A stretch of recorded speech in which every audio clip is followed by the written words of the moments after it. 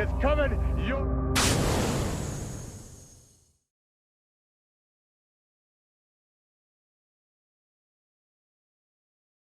Welcome everybody. We're here all access with the lovely Mickie James and Mickey's best friend Elvis. Elvis is going to be a big part of today's interview, I think. Hi Elvis, how are you doing? He's going to steal the show. Right. Should I ask all questions to Elvis first? And maybe run them through him. Well, Mickie, I am so excited to have you on today. I don't think I've ever had a girl reject me as much as you, where I just didn't give up. I've asked you since the day you were a free agent after leaving WWE for the first time about sitting down and doing one of these all-access interviews with me. And you've turned me down. I know. Literally hundreds of times. I know. I think I was really apprehensive about doing interviews, especially like with the way that some of them, in watching them, have come off. And I always was nervous, like what kind of light you would be seen in. And I've always made it an effort to have my career and what I've done be seen in as much of a positive light as possible, because I'm really proud of it.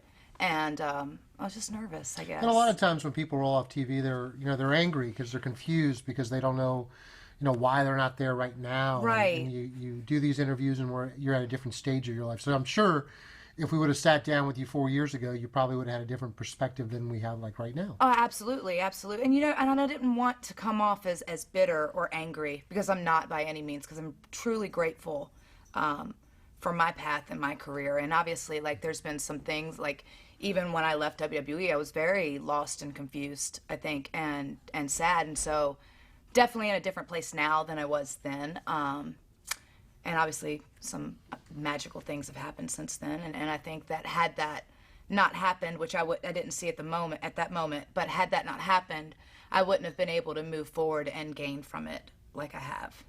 Well, we're excited because this thing has turned out to be much more than like your standard shoot interview where we just kind of talk and ask you to talk about memories of your career. You're giving us full access to not only your wrestling background, but we're going to go behind the scenes and look at some of the music career stuff that you're doing. We're going to go behind the scenes and see how you get ready for a wrestling show. I think we're going to hit a project, some territory that no one's never been down. So I'm really excited about doing this entire project with you. Well, I'm excited too, and this is a new adventure for you, and it's a new adventure for me, so it should be fun. Well, we're going to start with the old standard questions, and and I'm sure you don't remember this, and I didn't tell you this before camera, but I met you almost 13 years ago. Right. Right, when I was trying to be an aspiring pro wrestler myself. And I remember you came down with Joey at the time, Joey Mercury, who you were dating back then, and you came into the locker room at a really small indie show that you wouldn't have even remembered. And I just remembered how impressed I was by how you conducted yourself, the really pretty girl that comes in here and she goes around shaking everybody's hand. I mean, I could tell that you did all the right things even back then before you ever had any of the success that you did achieve. Oh, thank you. But going way back, let's talk about Mickie James, the little girl growing up in Virginia. Oh, wow.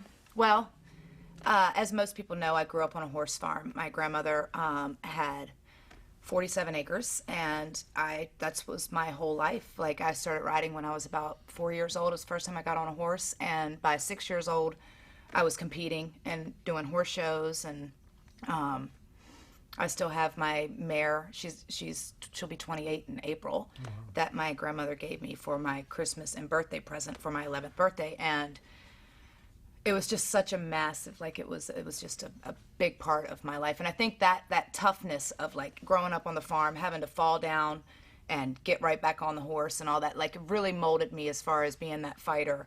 And throughout my wrestling career, it really it fell over well. But yeah, I mean, I wasn't typically I was never one of those like popular girls in school, or even I was kind of a nerd, actually. The nerd that rode the horses, huh? The nerd, yeah, and that was my weekends, that was my summers, and I just did that. And then in high school, like late middle school, last year of middle school and through high school, I played the violin for 5 years and was really working hard at my studies and stuff. And I was trying to because obviously, I mean, I didn't come from a lot of money. My family's very like middle class America. And so I was working on trying to get the honors diploma in order to go to school, or go to college, I guess I would say. But I failed trigonometry my senior year. It's a tough one.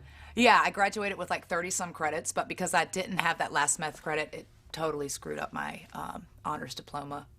But it was fine because then after that, it's like I kind of got out of high school and I really didn't have a lot of direction, and I was working at a bar. And, that was kind of how I ended up falling into the wrestling business, I guess. Were you still, after high school, like trying to make some sort of career path out of horses racing? Absolutely. Well, I mean, that's or... what I honestly thought that my life, that's where I thought my life was headed. I thought I was going to be a horse trainer.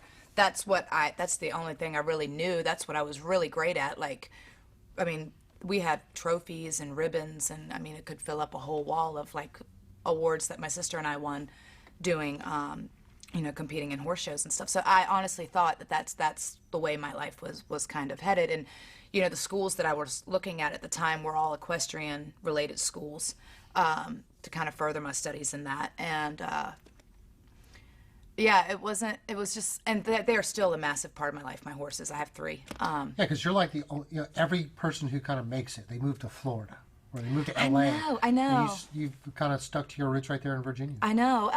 Well, I think that it was one of those things of like, I grew up in the country, and being on the road, especially when I finally made it to the road, like the only time I really moved away from home out of Virginia was when I moved to Louisville for 3 years. And the moment that they told me I could move home, I was so excited. I was just like, okay, I can't wait, right? Like I can go back and be, because at that point I had kind of let my parents take care of my horses for those 3 years that I lived there, and I just kind of missed it. I missed that whole lifestyle, and not that I wasn't extremely, like I had so much fun in Louisville. Like it was a life-changing experience. It really molded me in a lot of ways, but I just missed it. And I think that once you're on the road and you're in city after city after city, it's just nice, especially, I guess if I don't know, everybody kind of grows up differently, but I grew up with that, like hearing the crickets and the frogs and the birds chirping. And for me, like that was my sense of peace. And so when I come off the road, it's just nice to get back to that, to kind of get back to your roots and get back to who you are. And it must be a challenge even with your wrestling and now even with your music career. I mean, you must be tempted to move to Florida or move to Nashville because it's got to be more convenient for your career to be in one of those places. And the thing is that with Nashville, at least, I feel like there is that sense of, Nashville is a big city, but it's got that small town feel. And I have considered, and I'm still considering moving to Nashville because obviously it would aid my music career immensely. Like all my musicians, my band is out of Nashville. My team is out of Nashville. The label is in Nashville. Everything's there. But obviously the market sucks right now, so I can't seem to sell. I'm going to try to sell my house. I'm right there with you. I've got an old house. So if anybody wants to buy a house in the middle of nowhere, Virginia, you let me know. But yeah, so obviously there is that kind of, I'm definitely considering like making that move, and it was kind of a lifestyle move because I have to move everything there, my horses and my family and my life, or well, not really my family. They're going to stay in Virginia. I don't have kids. I have dogs. They count as kids. They do count as kids. They do. We were talking about this before camera. Like, my dogs are definitely. When they said you have kids, I have 2. Right. They just both have 4 legs. Yeah. Right. And as we'll probably see during this interview, you have one of your children with you today, and yes, you said you have another one back home. I do. Butch. He's a lab mix. There was a sign on the side of the road that said "Free Ugly Puppies," and he was the last one left, and I had to take him home. He was awesome. He's the best, like, because he's got so much personality, and he's kind of dopey, and like, he's really intelligent. He's just clumsy, so he trips over his own feet, and yeah, he's the best. But he actually does tricks. Elvis does no tricks. He just steals the show. He is going to steal it today. So, it's post high school. You're dealing with horses. You're not really sure where your life is headed. How do you find pro wrestling? Well, I mean, I was engaged at the time. I wouldn't say that I was in love per se. I feel like I was in love with the idea of being in love. And how old were you when you were first engaged? 18 going on 19. Oh, a youngster. I was. And he was a bit... a high school sweetheart type No, thing? Not at all. Like, I had a high school sweetheart. He was a captain of the wrestling team. And we broke up before I graduated, which was, it was fine. I was heartbroken at the time, right? But No, he was the guy that I met actually where I was working at the time, and we kind of it's just like, that crazy like bar scene lifestyle or whatever, and kind of just fell in lust, I would say. And he's a nice guy or whatever, but it's just kind of didn't work out for obvious reasons, because we were just at two way different places in our lives, and it just didn't work out. So anyway, I was, but whenever there was wrestling on, like I was a massive fan. I grew up watching wrestling with my dad. Like that was my parents are separated. They got separated when I was really young. And so when I would go see my dad on the weekends or every other weekend or whatever, that was kind of like our thing, was wrestling. Like that was the thing that kind of bonded us, that we both loved. And like he introduced me to wrestling. That's how I fell in love with all these like larger than life characters that you could kind of escape into and pretend to be. What kind of wrestling did you and Dad watch? Was he like an NWA Mid-Atlantic fan? Or Yeah, it was more of that, because I remember, and I don't, at that time, because it was so, like, I'm 6 years old, 7 years old, 8 years old. Like, I don't remember all that. I just remember loving Ric Flair, obviously. I always loved the bad guys for some reason. And we never got WrestleManias or anything like that. We just kind of watched whatever was on television, and obviously growing up in Virginia, like it was more of that like kind of mid-Atlantic, and I remember loving Ricky the Dragon Steamboat, and I loved Macho Man. So we watched a little bit of both sides of it, but it was whatever. I mean, it was awesome. Did you ever go to live events with your dad, or was it No, more just a TV bar? honestly I didn't. The first live events that I ever went to was actually once I was in the wrestling business. Oh, wow. I never got to see wrestling live until that. Like we spent, as far as on my mom's side, we spent all of our money in the horses. Like that was, horse shows are expensive. It's an expensive industry to be in. It's expensive all the way around.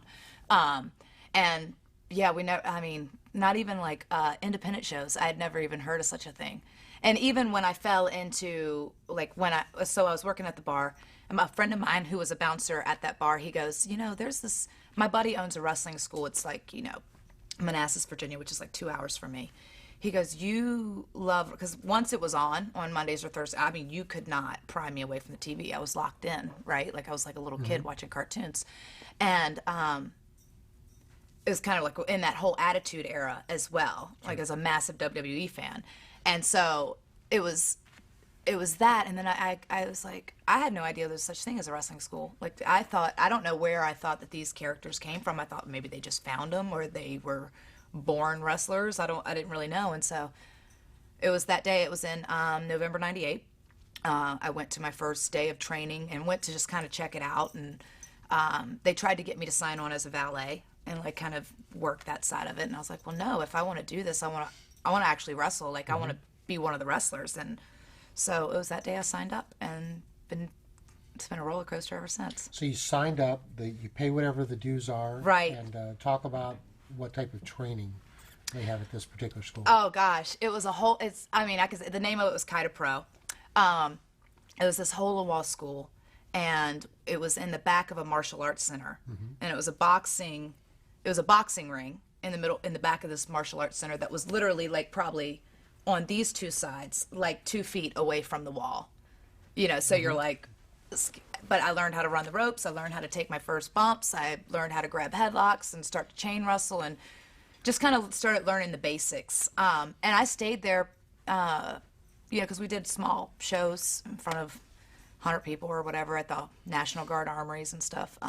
So you're giving up probably a really good payday at the bar where you're making your money to go to these wrestling shows where there's 100 people and you're probably making and nothing. I'm setting up the ring and not making any money, right? So things haven't changed for breaking into the business. Right. No, I mean, that was my first, especially like my first probably 2.5 years was help set up the ring or whatever. And it wasn't until I had met Joey and I changed schools to Maryland Championship Wrestling, where I really started to branch out as a performer and really start to build my name as an independent wrestler, and not only get better, but like build a little bit of credibility. And it's where I attended a lot of those, different camps and stuff like that, and really just became more of a, because, those first 2 years was kind of like just getting not just falling in love with the business and what it entailed, but like seeing how bad I truly wanted it. And that Maryland was, 3, 4, almost 4 hours from me to go to that school. And I still went, twice a week. And I was really fortunate that Danny McDivitt, like, allowed me to kind of transfer to schools and start going there. And then, because his shows at the time were, and, they were really great, actually, because I went from wrestling in front of, 100 people in Stanton, Virginia to, 1,500 people in Jessup or wherever it was, Maryland, that because he'd always bring in names, and that was where I got to meet Sensational Sherry, and for the first time, which was incredible because I idolized her so much, as a kid, and really tried to be, like her in a lot of ways. So I think that it was a good move for me, and it really kind of helped branch me out, and that's how I got more bookings up and down the East Coast, and really start. That's probably after I met you, and then. Now, we'll weave in some of the relationships that you had with some wrestlers here over the course of the interview, but the first one that I want to talk about is Joey. How did you meet Joey? Because I remember it was Joey, Christian, and Mickie did a lot of traveling up and down the East Coast. Yeah, we did, and Joey and I were like best friends in a lot of ways. Like it was. I met him at a show it was in Virginia, and I forget who the promoter was for, but that was the first time I'd met him, and we just kind of had become friends, and then obviously him and Christian got picked up, and they were in Memphis at the time, and they moved to Memphis, and he had always said, like, oh, well, if you ever need advice, you ever need help or whatever, and then, so we stayed friends for a while during that, and it was after he got let go from Memphis, from the developmental there, that we kind of really clicked and hit it off, and obviously, like, I had separated from my fiance at that point, and we had been broken up for about 6 months or so, and it was more, I don't know, it's weird because we ended up just kind of chatting one day, and it ended up, next thing you know, it's like bright and early in the morning, we realized that we've been chatting for hours, right? And it just kind of like molded from there, and it was one of those, I mean, we were together for 4 years, maybe even more, like it was just kind of, it was a cool thing because we both had that same love for wrestling, and I learned a lot from him because he's very intelligent, and he loves this business like nobody's business, and to see him to where he's gone since then, like as being the head trainer pretty much, or one of the head trainers in FCW, like I'm just couldn't be more happy for him because he's a good person and he absolutely deserves it, and he has so much to teach. So it's cool, but yeah, it was fun because we had him, Christian, and I, and even our buddy Brent, which I'm not sure if you know Brent, but he was probably there, but I don't remember. Yeah, Brent has he walks with a cane. He was in a bad car accident. Yep. You know Brent? I know exactly what you're talking about. Yes, so he was in a bad car accident when he was younger, and he had rods put in his back, and I actually met Brent in Maryland and kind of took him underneath my wing, and it was like. Joey obviously was like, what the hell? Like, really? Like, at first, but then he, he's like fungus. He grows on you. Right. I love him to death. We're still great friends. I talk to him all the time. And so, yeah, and it would be the four of us in the car, just, being stupid and traveling the roads. Making a little money, right? Those are probably but hustling. Some of the best memories you have. It was great. Going town to town, not making a lot of money, putting way too many miles on that car. Right. Luckily, it was a crap car, so it didn't matter. But yeah, no, it was awesome. It was like, that whole wanting it, like that was when we all really wanted it, and not that we don't still want it, but it was like that hungry passion of just trying to make it and hustling. The struggle of actually making it, some of the I guess the most interesting part of most of these wrestling careers. I mean, because once you've been spoiled, right? It's never the same. That is true, because it's like you don't mind the hustle, like, but it's like you feel you're digressing almost because you have to go back to that hustle and bustle because you've already achieved that goal and you've made it to where you want to go, and so it's like, well, do I really want to go back to traveling the roads and driving 6 hours for, If I was to tell you, hey, there's $1,000 hanging from a tree in Nashville, would you drive there and get it? We'd be there in 8 hours. Right. So it's like but But back then it was like, hey, there's $100 hanging from a tree in Jersey. You want to go get it? And we're like, yeah, let's go. Right. So I don't know. And how supportive was your family of your decision to become a pro wrestler?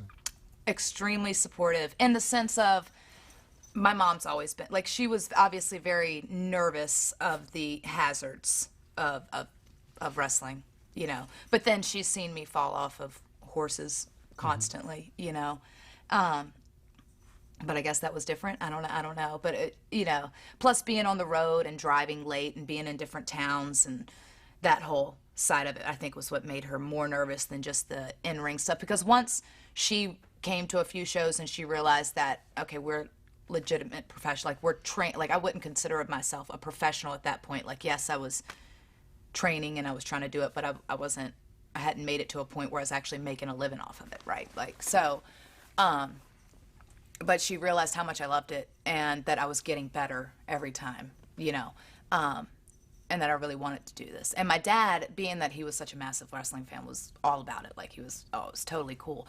And there had come a point, like right before I got signed with WWE, and where it was that whole, like, hey, you've been doing this I know you love it, but you've been doing it for about, 5-6 years now, and nothing's really come of it. So you might want to start considering, like, what else you might want to do in life, just in case, like backup plan kind of deal. And I'm like, what? That's not even an option. Like, I'm going to do this. Like, this is what I'm going to make it. What, and, they were, of course, like, if I believed in it, then they believed in me, So yeah, I was fortunate in that. Cause I know there's a lot of people that struggle with that where they're like, oh, absolutely not. You can't, that's not something you can do.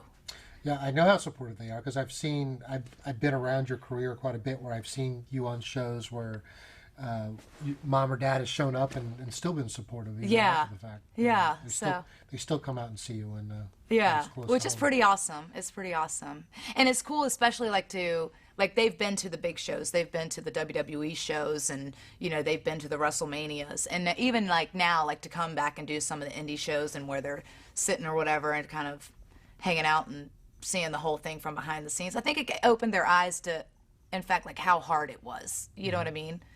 Not just coming up or even after the fact, like it's not an easy life, it's not for everybody, that's for sure. Going back to the struggle, the time when you didn't have a contract and you're chasing the $100 bills, 8 hours away. What was your goal? I mean, what was the plan? I mean, who were the, I guess the ultimate goal would have been to work for WWE, but at that time WCW existed. Yeah. ECW existed. Memphis was still an active territory. What was Mickie James trying to do at that time? I wanted to make it to WWE. I wanted to be a superstar. Like, I didn't get into the business just to say I wanted to be a wrestler. Like, I loved it, and I was chasing those $100 bills and doing everything that I had to do and doing these camps and training, with the Ricky Steamboat camp and the Ricky Morton Bobby Eaton camp and anything that I could get a hold of that would help me and aid me and make me learn a little bit more. And not to interrupt you, but I remember one of those camps that you did that really upped your profile was working with Dory Funk. Yeah. I remember, at that time he was, one of the most high profile trainers in camps. There were a lot of WWE guys that went through there on their way up to the top. What are your memories of that camp? Dory's amazing.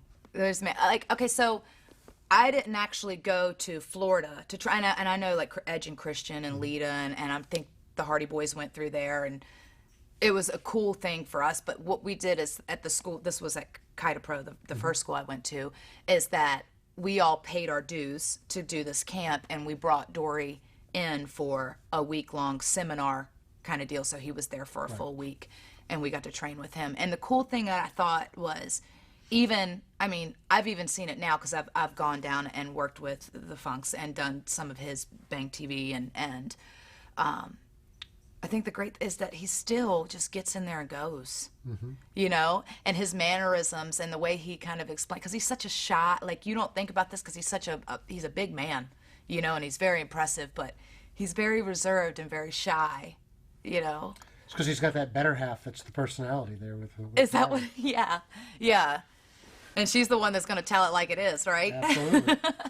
So, and we all need that, I guess. It's that balance, right? But I mean, I learned a lot from that, and it was cool to be able to get in and like see him go in and go through the motions and kind of show you just like little things of like body positioning and ring positioning and stuff that at that point, at a year and a half in, I had no clue. Like, I knew how to fall down, I knew how to grab a headlock and do some cool moves, what I thought were cool, but I had no idea why I was doing any of it, you know. So I think it just kind of, and then to be able to go back, and then about a year later I went back to Florida and worked one of his shows and stayed around for a few days and did, you know, with a camp that he had kind of going on at that time. And so it's cool because, and then I've been able to also go, since I've been able to go back so many times, I've been able to see some of the talent that he's, you know, kind of helped mold through and bring through. So I love Dory. Almost everybody on their way up finds Dory Funk at some point. Yeah, and I think that everybody falls in love with him because how can you not, right? One of the other things that you did before you got signed was, I think you had an ECW tryout. I did. Tell us of your memories. I know you said that there's going to be some times today that you don't remember all the details, but... I know. I think that I've forgotten more than I remember in my life. But I do remember this ECW tryout. I went up and I, you know, obviously, I think the idea was eventually, from what Tommy Dreamer has told me, was to bring me in as Beulah's little sister. And obviously ECW was kind of almost going out at that point. So I don't know exactly. I know I went in and I took about 200 DDTs from Mickie Whipwreck. That's what I remember. And I had a sore head the next day because I probably took about 50 of them correctly. No, I probably took about at least half of them correctly. And they seemed to love me and it was great, but it was just one of those things of like the timing, and I don't know if it was a matter that they couldn't pay me or where it was at the business, because it wasn't long after that ECW went out of business. But it was really, really cool, and that's where I really kind of met Tommy, and I think that's where Tommy and I had that connection in the sense of like I gained a lot of his respect as well. But yeah, I was green, and I, you know, it wasn't. I was better than a lot of the girls on the independents at that time, but saying that it wasn't saying much. You know what I mean? Like, but I think it was a cool experience, and it was cool to be able to do that. And I feel like if had that happened and come to fruition, and I wonder how my career would have went differently, because you know you just never really know. What were some of the I guess the regular promotions you were working for at that time? I was obviously Maryland Championship. I was Wrestling. obviously working with Maryland Championship Wrestling, and there was a few promotions in Jersey and New York that I would work for, and it's hard to remember them all because. Weren't you a regular in the all girls like WW or whatever they called themselves? WEW, women's. Yes, it was horrible. I was gonna say, how does I don't want to say it's like a. You know, it was one of those things that was like myself and the other girls I was working with in Maryland were regulars on that, and they went through Dan McDivitt, and who was also running his own, which was a little bit more tasteful, I think, the BBOW, Beautiful Babes of Wrestling. He did a few shows or tried to did that, but I was, you know, we were like some of the only wrestlers on that show. Like, it was very rare, and so I have to qualify because a lot of people think an all women's promotion, they think of like Shimmer and Shine and where they're very like they are wrapped around right. the wrestling aspect of it. Yes. WW not so much. Not so much. And I remember that half these shows was like they were at bars, you know, so it was obviously, you know, a bunch of drunk guys or whatever, all like here to watch a bunch of women's wrestling, and they would open the show with, you know, these girls who were doing oil wrestling or mud wrestling, and it was frustrating because then people would go like, obviously you get that like, oh, I'm a professional. Oh, what do you mean, like mud wrestling? Like, no, I'm professional wrestler, like a wrestle, like a legit wrestle. And so it's like, but I was, you know, the thing is that he always took, because I think I was, you know, I was an actual wrestler from the promoter, from Dan Coal.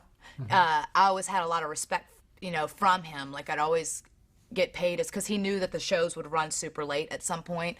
So he'd always give me my money up front and take excellent care of me. And, you know, I made decent money doing those shows, and I would always have legit wrestling matches. Like, had How my hard first is it on a show? Like, hey, I got G.I. Ho in this match, in an oil wrestling match, and then Ty Killer Weed right, over here, and who then was Mickie, hilarious. Then Alexis Lurie has to follow that in a Right, more and you're traditional going, match.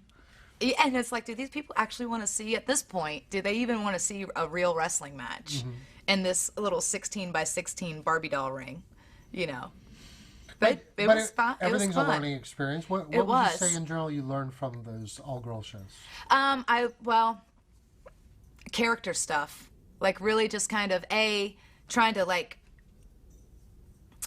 The one thing is, it's like to sell people on something that they weren't expecting, because after you've seen all that stuff, and then to go out and try to get people into a legit wrestling match was always a tough feat, especially if there was baby oil in the middle of the ring still, you know, so there's slick spots, there's low ceilings. It's like having to adapt your matches and your style or whatever to where you're at, you know, and because of sometimes the people that you may have been working with at the time, the different skill levels that they were at, and having to try to build that, you know, around that, as well as a lot of things on the fly, you know?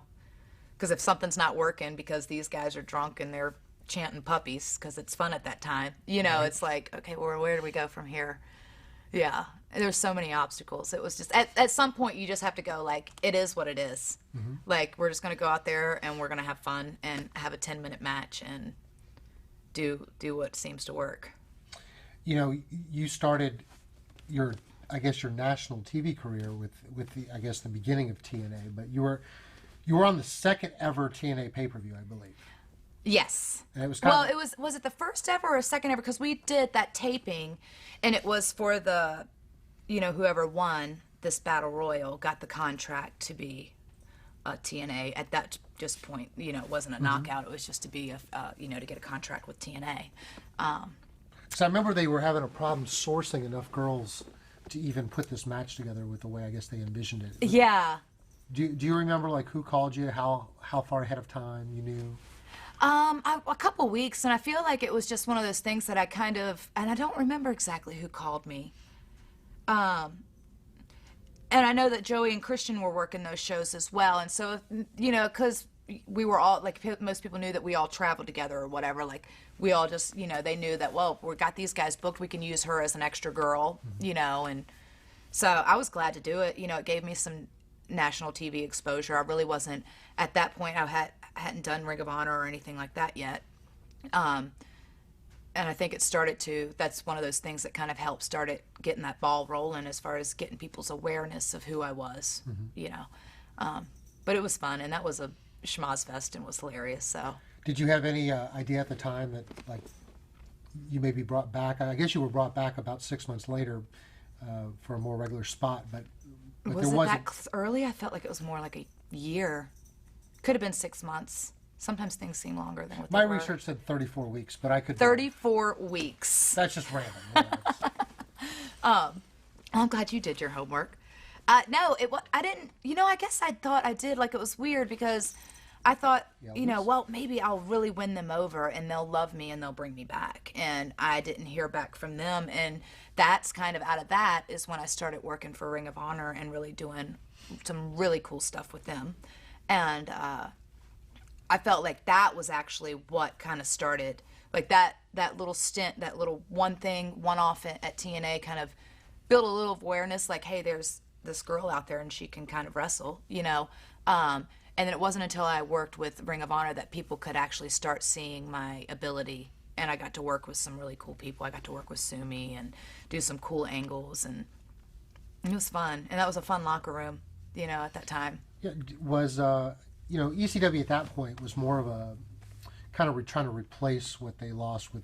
I'm sorry, Ring of Honor replaced ECW in that market. Right. That's kind of what they came in there to do. As an independent wrestler, I mean, was Ring of Honor one of those things like that's one place I want to work? I mean, was that a? I think for everybody at that point, because it was such a high profile and they were bringing in not just trying to bring in the best talent from across, you know, the states, they were also trying to bring in the best talent from overseas as well. And the style of matches, and it was just something different. And I felt like it was more high profile and it was somewhere where that people were actually taking a look at, you know. And So I was hopeful in the sense that because of that, it would bring more awareness to who I am, and I could have better matches in hopes to send to the Fed or whoever to for a tryout tape or in hopes to get a tryout later.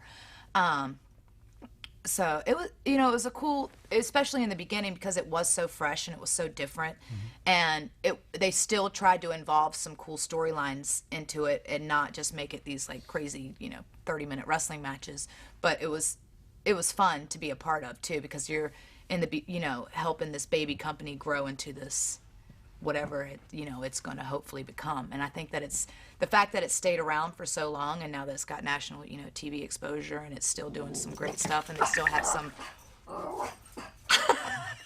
and Elvis, stop it. Elvis is attacking a cameraman. I'm sorry. It's a pretty cool thing. I kind of lost my train of thought there. I was distracted. That's okay. The Elvis, stop it. Come. There's Elvis. Stop it. Could you sense at that time that Ring of Honor had something special going for it? I could, because it was something. It was so unique and so different, and I felt like the fans in that area, especially because I don't want to say the word jaded, but they've seen so much, that they were just begging with ECW gone, that they were just begging for something that was unique to them and that was different enough to, still capture their attention and offer something different than what they were going to see with WWE, because they were going to see that and they love that anyway, but they still like that different aspect of it, of wrestling. Mm-hmm. The debut that you made with Ring of Honor, that was you came in and traveled with York and Joey. Mm-hmm. Right? Do you remember the first thing you did for Ring of Honor? Didn't I manage them? I managed them, I feel like, and I managed them in a tag match against, was it AJ and... No. You were halfway there. I was going to see how far back I could go on your memory. Okay. I know I managed them, and I'm trying to think of the tag match it was. Prince Nana and Jacob's Ladder. Oh, yeah. God, no. That was purely a test. If you knew that, I knew you were going to know every detail of your career in Ring of Honor. So right. No. More generally, let's talk about the locker room. There was so much great talent at that time. There was Low Key, Bryan Danielson, the Briscoes, Samoa Joes, Daniels, AJ Styles, Paul London. I mean, it was really a who's who of unsigned talent at that time. It really was. It really was. And there wasn't a match that would go out there that you weren't just impressed with, because everyone, and even to see where all of those people in reality for the most part have gone in their careers since that. Like for the most part, I would say at least 60% of them, 70 maybe, have all gone elsewhere and have taken it to a whole another level. But you could see it back then that they were going somewhere. It's just they really were really smart in who they pulled in for their talent, and I think it felt like that's why I was so honored to be a part of it at that time, because there wasn't a whole lot of females. Mm-hmm. There was me. There was Becky Bayless, there was Allison Danger, and I'm trying to think of what other females were there. What a lot. Ring of Honor kind of geared themselves towards, men's wrestling and the performance in the ring. So, there's not a lot of girls that could probably be successful with that type of discriminating eye. Right, and to be seen at that same level as these guys were wrestling. I mean, they were having some freaking amazing matches, and to say, well, they didn't want to just put out some girls match that they knew was going to be at a total different level, And Allison Danger was probably one of the top independent girls at that time. Some memories of just working with Allison in Ring of Honor? Oh, she's a sweetheart. Yeah, I mean, we did some cool fun stuff, and she was doing that whole was she doing that thing with like the Special K and all that? Like, so we got to do some different stuff with that whole deal. Like, thing is we really I didn't have a ton of wrestling per se matches. It was more of like management and then doing like the girly stuff, cat fighting, etc. Of it. So I think that's what it really kind of entailed and offered that different spice of it. And it wasn't really until I actually had a one-on-one with Sumi Sakai there that I feel like people didn't really see my legit wrestling side of it. But that was one of my few legit matches there. Like, I had some matches, but they weren't, you know, there was always some type of schmoz involved Right. or something that was going to like kind of offset it. I mean, you kind of know what you're getting into before, but in some ways, you probably it's okay being a valet, but you still want to perform in the ring, right? And the goal is Absolutely. still to be in the ring. Especially since at that point, like, I feel like I obviously had some training as a valet, and it's good to have that knowledge because it's a very vital asset. I think you should be able to be as well-rounded, especially as a female, to be as well-rounded as you can be. And you always have fun with that side of it because you can do more character stuff and stuff on the outside. But at the end of the day, like, I love wrestling and I wanted to be a wrestler. So to be able to go in there and try to perform and, you know, perform and wrestle, that's what I love to do more than anything. And a lot of people remember you for managing AJ and Red as they won their first tag team titles in Ring of Honor. Yeah, that was fun. That was fun. AJ, you know, he's one of those talents. Like, he's just, I mean, like, his gimmick, phenomenal one. Like, it's legit. Like, he's so athletic and just naturally charismatic, and that whole, you know, and he's just some of the stuff he just does out of, you know, it's incredible. He's incredible. And Red is hilarious. He's so, like, shy and just kind of, but he's explosive, and, like, to see him there, and I still chit-chat with him. He's on my Voxer now and then. But, yeah, I mean, we were all babies then, you know? You know, another guy, and in some ways his career kind of parallels yours in terms of, you know, his struggle coincided with your struggle as CM Punk. You probably crossed paths with CM Punk at first in Ring of Honor, and then you did some work with him in TNA, and then you guys started relatively around the same time in WWE. But what are your early memories of CM Punk with his Ring of Honor career?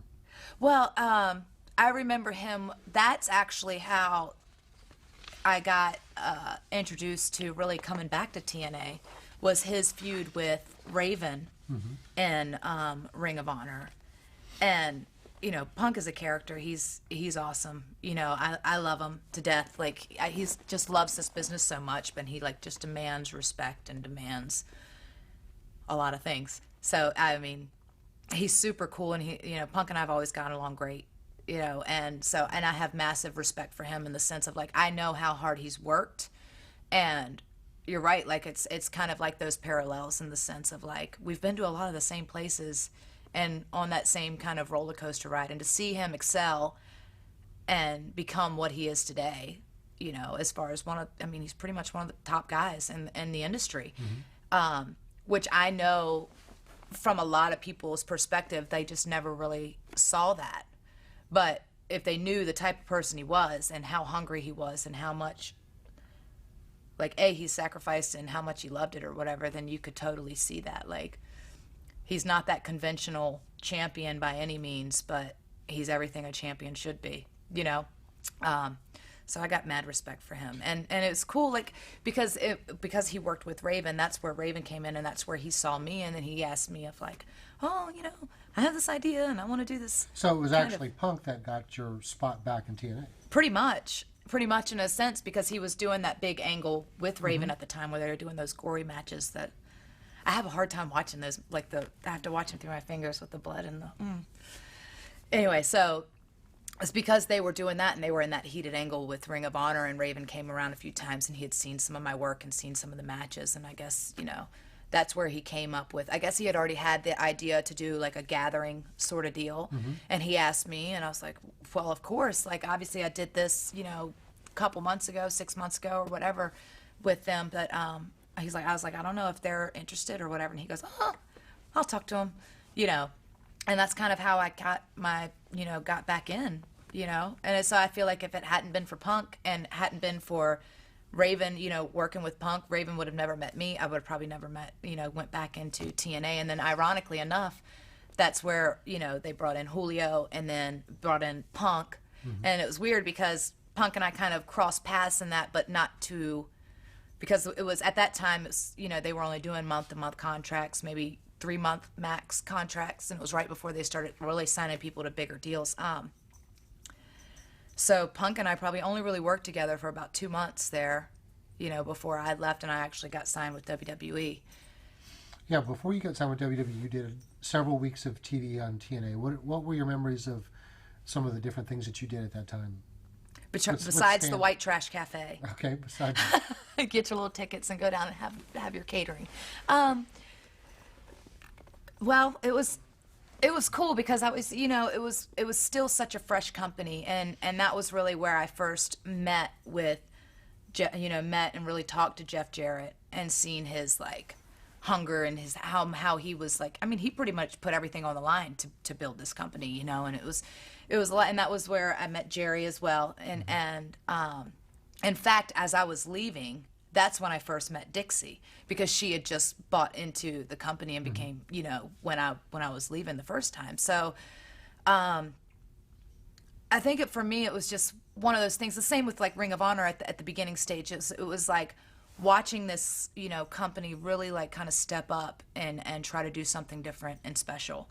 And, when you see somebody who's like, pretty much putting it all in the line in hopes that this thing takes off, it's a pretty amazing sight, and it was cool to be able to work with Raven and to do some, like, for the longest time I was the only female to ever do the Clockwork Orange House of Fun match until Daphne did it before she left, and I mean, I got to work with some high profile people, like, and I got to work with Jeff Jarrett.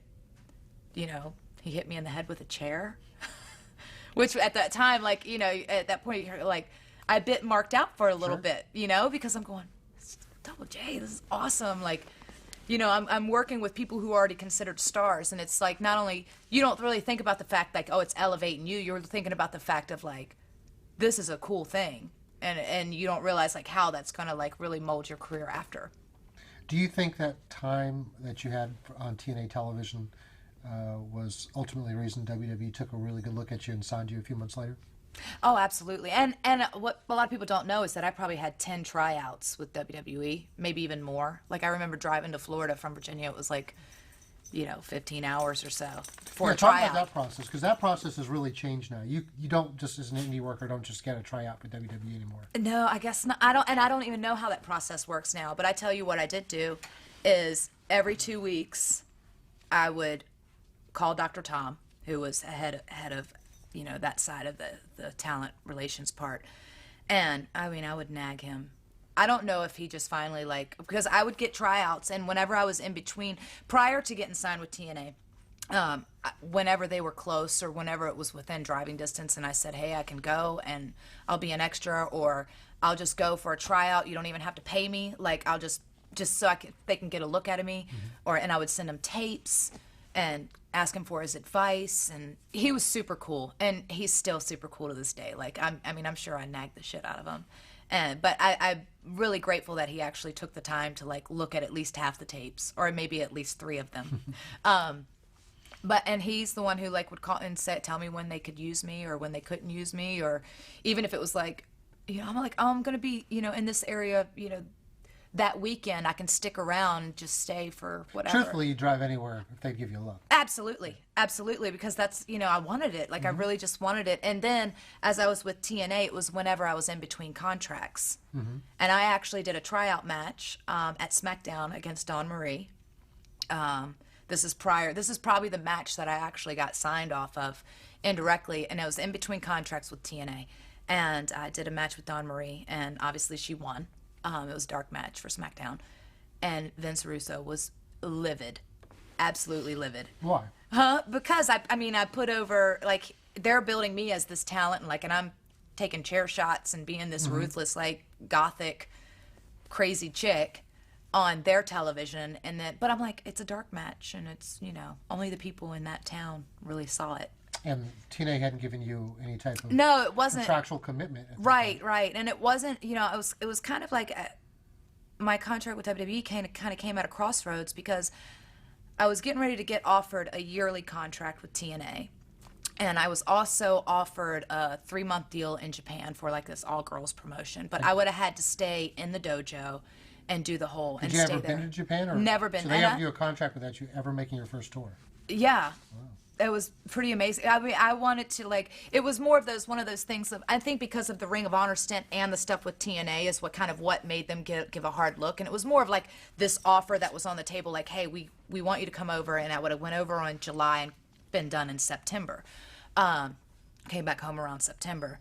And so I was kind of, I was just really, really torn. And I called Dr. Tom and I talked to him about it. I said, like, I have an offer on the table from TNA to do it. Like, they're getting ready to offer me a yearly contract.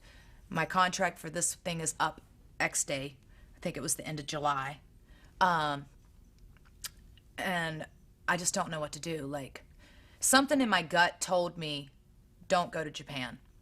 Just don't do it. And ironically, I mean, I didn't, because I figured, well, I'm already on TV here with TNA. Like, obviously, like that, I could still do one more month or whatever with them and just kind of see where the ball lies then.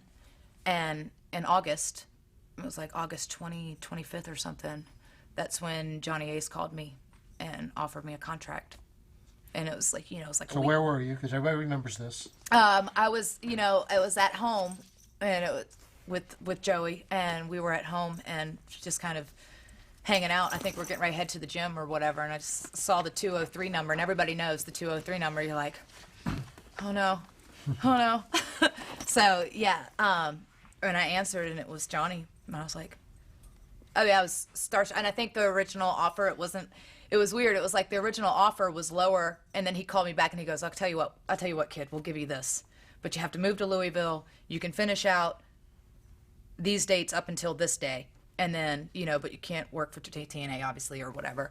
And then, we want you to move to Louisville. And he goes, oh, you'll be there like 6 months, and then we'll, see about bringing you to TV and all this other stuff. And I'm going, okay, this is great. This is awesome. I love it. Of course, and yeah, up and moved to Louisville. So you didn't work another TNA date after that? No. Where were you with that?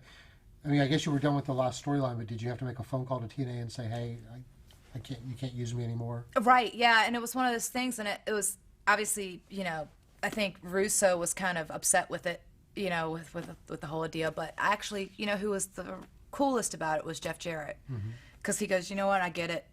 He goes, I wouldn't be who I am, and I wouldn't have been able to do the things I've done without the big dance, and so I totally get it. That's where he goes, you would be stupid not to take it, and anybody who says any different is just lying to themselves. So go for it. And he goes, and I wish you the best, and if it doesn't work out or if anything ever happens, the door's always open.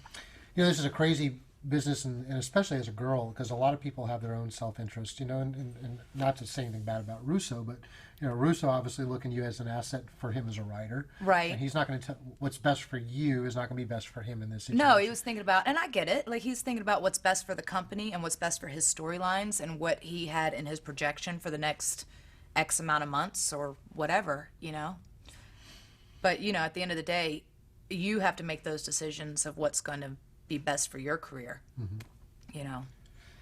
So what was the original offer? I mean, obviously you don't have to talk about the numbers, but I mean, how long was the guarantee with the first offer from WWE? It was it was just a developmental contract. Which, for people who don't understand what developmental contract is for a commitment level. There's no guarantee that they're, like, in that contract, there's no guarantee that they're ever going to bring you to TV. There's no guarantee that, you'll ever make it out of developmental. But how long does it guarantee that Mickie James doesn't have to worry about how the rent's paid? Well, technically, it guarantees for 3 years, right? But that's still no guarantee because, obviously they could keep you under contract for 3 months and decide that they have no use for you, But fortunately for me, I was, in Louisville probably technically 2.5 years training, and, it was crazy. It was one of those things. It was like, because I guess I went in with the perception of like believing when he said, "Oh, it'll be like 6 months." I'm going, "Oh, Mom, it's only gonna be 6 months, and I'll be home, and this is gonna be awesome, and this is such an amazing opportunity, and plus I'd never moved away from home, It was the first time you ever... was the first time I'd legit like moved out of this. Like I'd moved away out of home. I hadn't lived at home since I was 18 years old, but I'd always been close enough to hop in the car and drive 30 minutes or drive an hour and be home. Right. But this was 13 hours away, which I know we've driven more than that, like going to a show, but at the same time, it was just like, it was a big deal. You can't pop home for Sunday dinner with the parents just anytime you want. Right. So, But with the developmental deal is pretty much like we trained 5-6 days a week. And we'd have to be there at 8-9 in the morning until, at that time, our training, depending on what the trainer was at the time, how they felt, it would be from 9 in the morning until 3 in the afternoon with a lunch break. And we were going the whole time. I was in the best shape of my life. It was incredible. And I honestly, I went from just being a wrestler to really molding myself as my character, and how to work, and how to legitimately go in there and not have to worry about, oh crap, what am I doing next, and just do it. It became it just became natural. We'll probably talk about more of this subject towards the end, but it's interesting, the process. It hasn't changed a lot between Ohio Valley and now with the new developmental center that WWE has. They still have 9 to 5 training or 9 to 3 training, but I think you probably get a lot more out of that when you have the background that you did coming up on the indies, as opposed to somebody who started there, right? I mean, you must have that experience and be able to perform in front of a live crowd. When you hear it from these trainers, doesn't it mean more when you have that background from the live perspective? I feel like, and maybe I'm biased because I did come up, and I feel like I came up the hard way, and a lot of the girls that were in that era with me and even prior to me came up that same way, with the exception of that whole diva search kind of niche, which was right in the middle of it all. That I'm grateful that I came in the way that I did, because I feel like it not only strengthened me as a performer, but it tested me as to how bad I really truly wanted it, and it made me that much more of a fighter. And by the time I made it to TV, and this was an expression that Rip Rogers, who was one of the head trainers there, and who honestly taught me, I know he has this unconventional way, and not a lot of people agreed with him, but I tell you what, I learned so much from him. He always would say, by the time he goes, don't worry about it, keep on working and keep doing what you're doing, because by the time you get there, you're going to be over prepared. And honestly, I felt like I was. I felt like I could go out there and be Mickie James, the character, in the drop of a hat at any point, at any time. You know what I mean? And I was never worried about, if something happened or if somebody got hurt, and all the what ifs. I wasn't worried about that stuff anymore. And that was stuff that would freak me out prior to going there. It really fine-tuned me and molded me as a performer, and then also because of the life experiences and having to move away from home and having to do the struggle pretty much on your own, and going through the highs and lows, and then worrying about the what if I don't make it, what if, because you see so many people come and go through that whole developmental system, that some people that never even made it to TV, and they were extremely talented, and you're just so there was that point where you go well, what's going to happen if after all this, after I don't make it, and I would never really had that doubt prior to going there. But it really tests you. It really tests you. Because you probably see so many people that just, you thought that they had a career, and it might be, oh, this is a person they're going to call up on TV next week, and then all of a sudden they're gone. And they're gone. And you go I really thought that person was a star. It's just it's crazy. And then you see them come back, and and be this massive star. Perfect example, Aaron Stevens, which is Damian Sandow. I saw him come, and he was he's so talented, and he's an amazing worker. And then I saw him get let go, and then come back, and then, you see him come back and then get let go again. And then now he's come back and he's turned, Damian Sandow, who is incredible, and he's finally had that chance to really shine as a performer and as an entertainer and as a wrestler. So, everybody's got their own paths, I suppose. Who were you mentioned Rip Rogers, but who were some of the other trainers at that time? Oh, gosh. Aside from the talent that they brought in, they brought in the Dudley Boys. Edge came down for a stint. Obviously, Danny Davis, who owns OVW, and Jim Cornette were massively involved in helping in the training. And where they really aided us is they would sit down with the television and with the tapes or whatever and kind of nitpick them apart for us, which was really, really cool, because I felt like that's where, you beg for that when you go back and watch some of your matches and stuff, and I've done it even with the indies and stuff, and you go back and watch it and you're going, oh my God, that was awful. but you want to hear all the things that you did wrong. Like most, things where it's like, I never really wanted to hear what I did right. Like in a sense, like if you did it right, like you can feel it and you know it. But if there was something that you did wrong, but you don't know why, like that's what I really wanted to know, because that's what you get better off of. And Lance Storm came in for a bit, which was, for the most part on the tail end of it. And he kind of fine-tuned us, or at least for me, to the television style of wrestling and what they needed, because we're in OVW, you could go aside from on television, but house shows or spot shows and stuff, same as live events. You could go 10 minutes or whatever, no problem, and do Gaga or whatever else you wanted to do and just entertain, But he really kind of helped you into what exactly you needed to do and needed to be for TV. And that's type of training you can't get working the indies. No, you can't. Because that's the stuff that you really don't know. You have no clue. Like, and it's weird because you could watch it. You'd watch it on television and see, but you don't understand, like, why, like, all this stuff is happening and it's only in 5 minutes. I don't understand, like, and you don't understand that that's the allotted time for that particular segment or whatever. So it's not that you start to learn that aspect of it, obviously, because there is television there, but it really helped you understand it, in that aspect. And Al Snow came in for a stint, and he really worked with us on character development, because he was always big on character and, obviously wrestling larger than life characters. And Bill DeMott was in there for a bit. And so... All right, I'm going to pause right there, because are you a Bill DeMott fan? Or? I love Bill DeMott.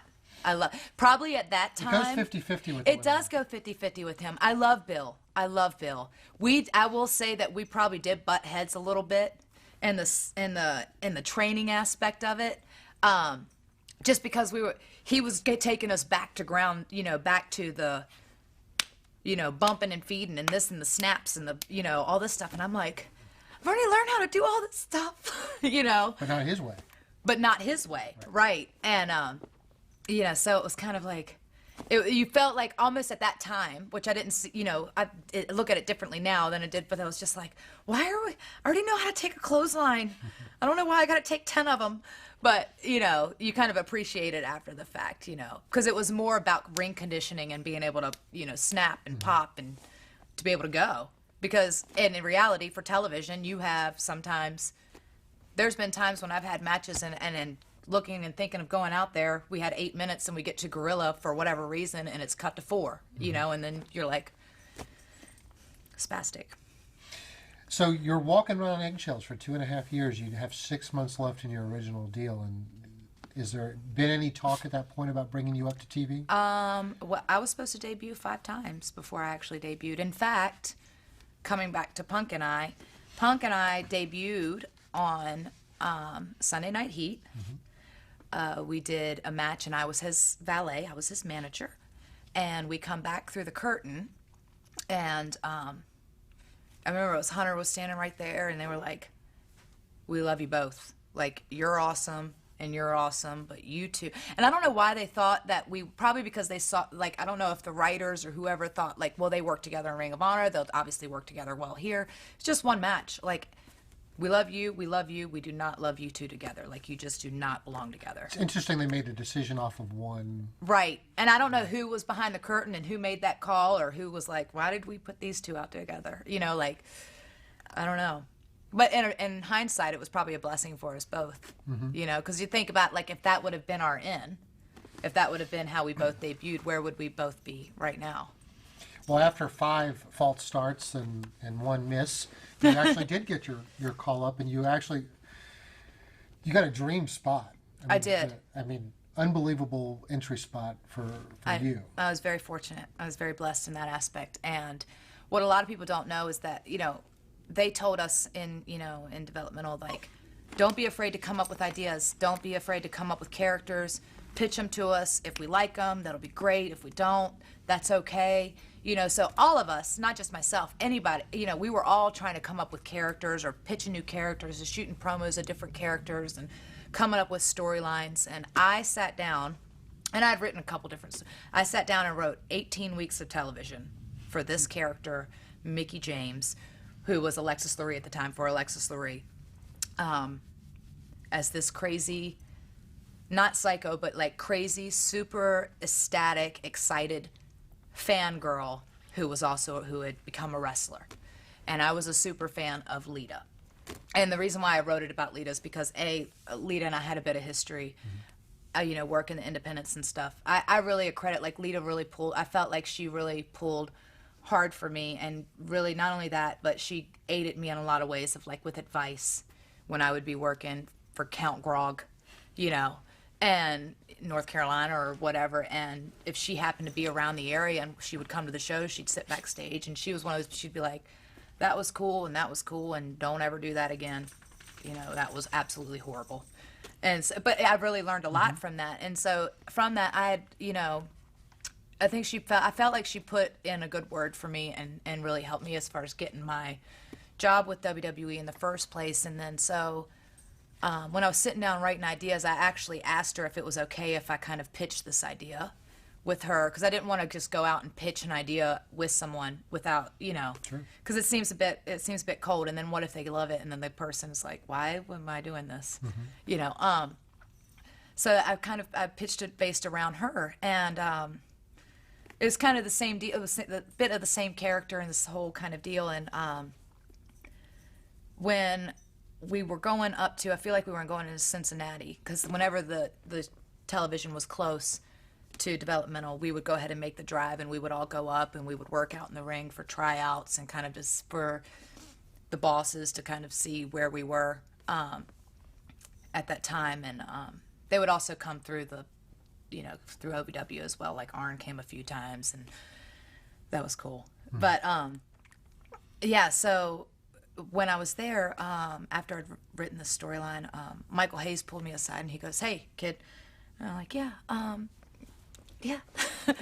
He's like, "So we sat down and we read that storyline you wrote." And I'm like, "You did?" And he goes, "Yep, Vince read it, and he really liked it." And I go, "Oh, that's cool. That's cool." He goes, "Yeah." He goes, "Oh yeah, it was really good. It was cool."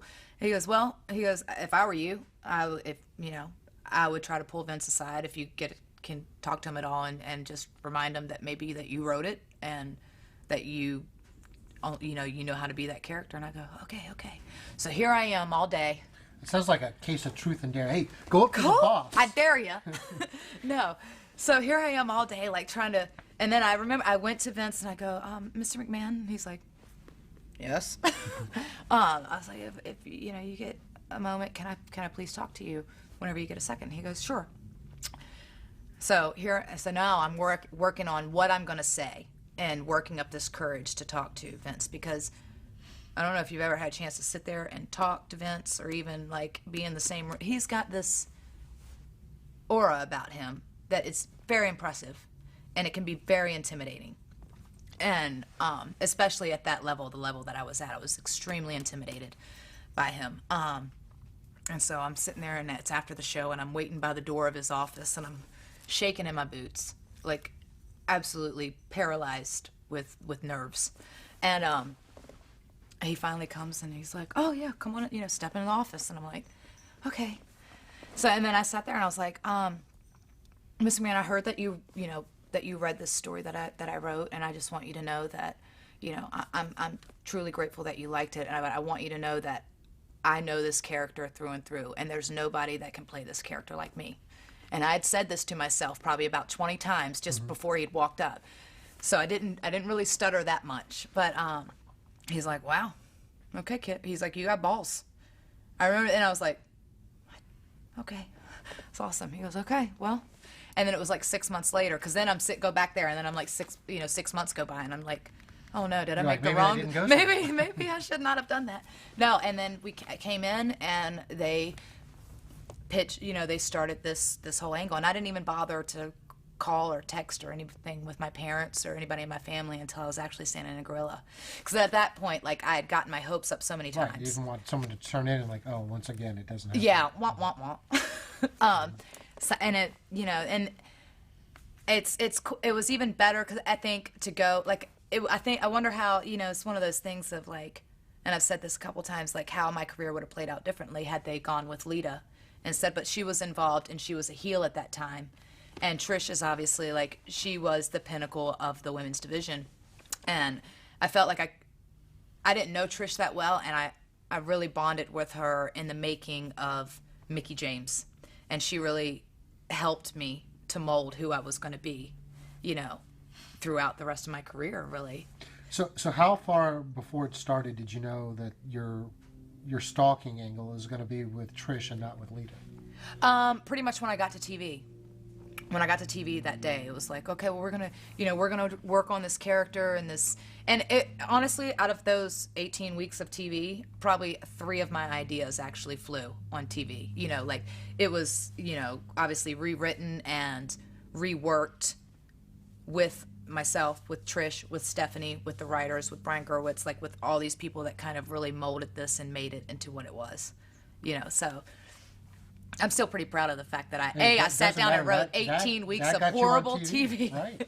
No, it couldn't have been that horrible, but like it was cool. You know, how many pitches do you think that they get? But I bet you most of them are like, this is what I think, but there's no follow-up. You know, and the that hardest part is to write beginning to the very end and have it be convincing. And that's it. And you know, there was probably 10 ideas that I'd thrown, maybe even more of ideas that I'd thrown at the wall with them, but they were all in just like a single paragraph, like, hey, what about this idea if I come in and do this? You know what I mean?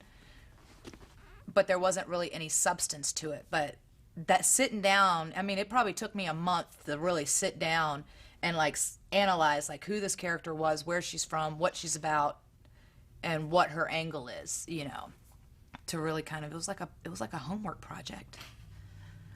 Back in school. So you go back and you watch the single white female movie, you do your research. I do. Do a little studying. When you get called up to TV, do you renegotiate a contract at that point, or because you're still on your original deal? I was still underneath my original deal until it was a couple months after I debuted on TV that they moved me over to a TV deal. That must feel better too, because you know you're walking on eggshells this whole time, seeing all these people cut out of developmental, and this is your first TV contract. Right. And you're still walking on eggshells, right? Mm-hmm. Because you're so nervous, and you finally kind of made it to that level, but you hadn't made it yet, if that makes any sense. No, it does. So it's a lot of walking on eggshells, you know, because it's weird because in wrestling we all, like, a lot of people have really sensitive egos, you know, sure do. so I do. What? You as a collective you. Yeah. No, it is. And it's weird because, you know, you think like you're massive superstars and all these, like, obviously you've worked really hard to get, but I think it's because of, for the most part, a lot of people have struggled so hard to get there. Mm-hmm. You know, you feel like it could all be taken away in an instant. So everything is a threat, you know? Mm-hmm. Perhaps. And it's a locker room where you need to work with certain girls, but they're all your competition too. There's only so many spots to go around. Yeah, think about it. Like, especially in the women's division, there's one championship, you know? Mm-hmm. Whereas at least with the guys, there's like the tag team and you know, the world champion and the USA champion. Like it's at least a couple different levels where you can kind of go after different things. Whereas within women, you're either managing somebody or you're trying to go after the women's championship or Divas championship now. And, you know, and everything else is expendable. Exactly. Yeah. Or you're on the Ferris wheel, depending on what part of the rotation you're on. Yeah. About a month after you started TV, Eddie Guerrero passed away.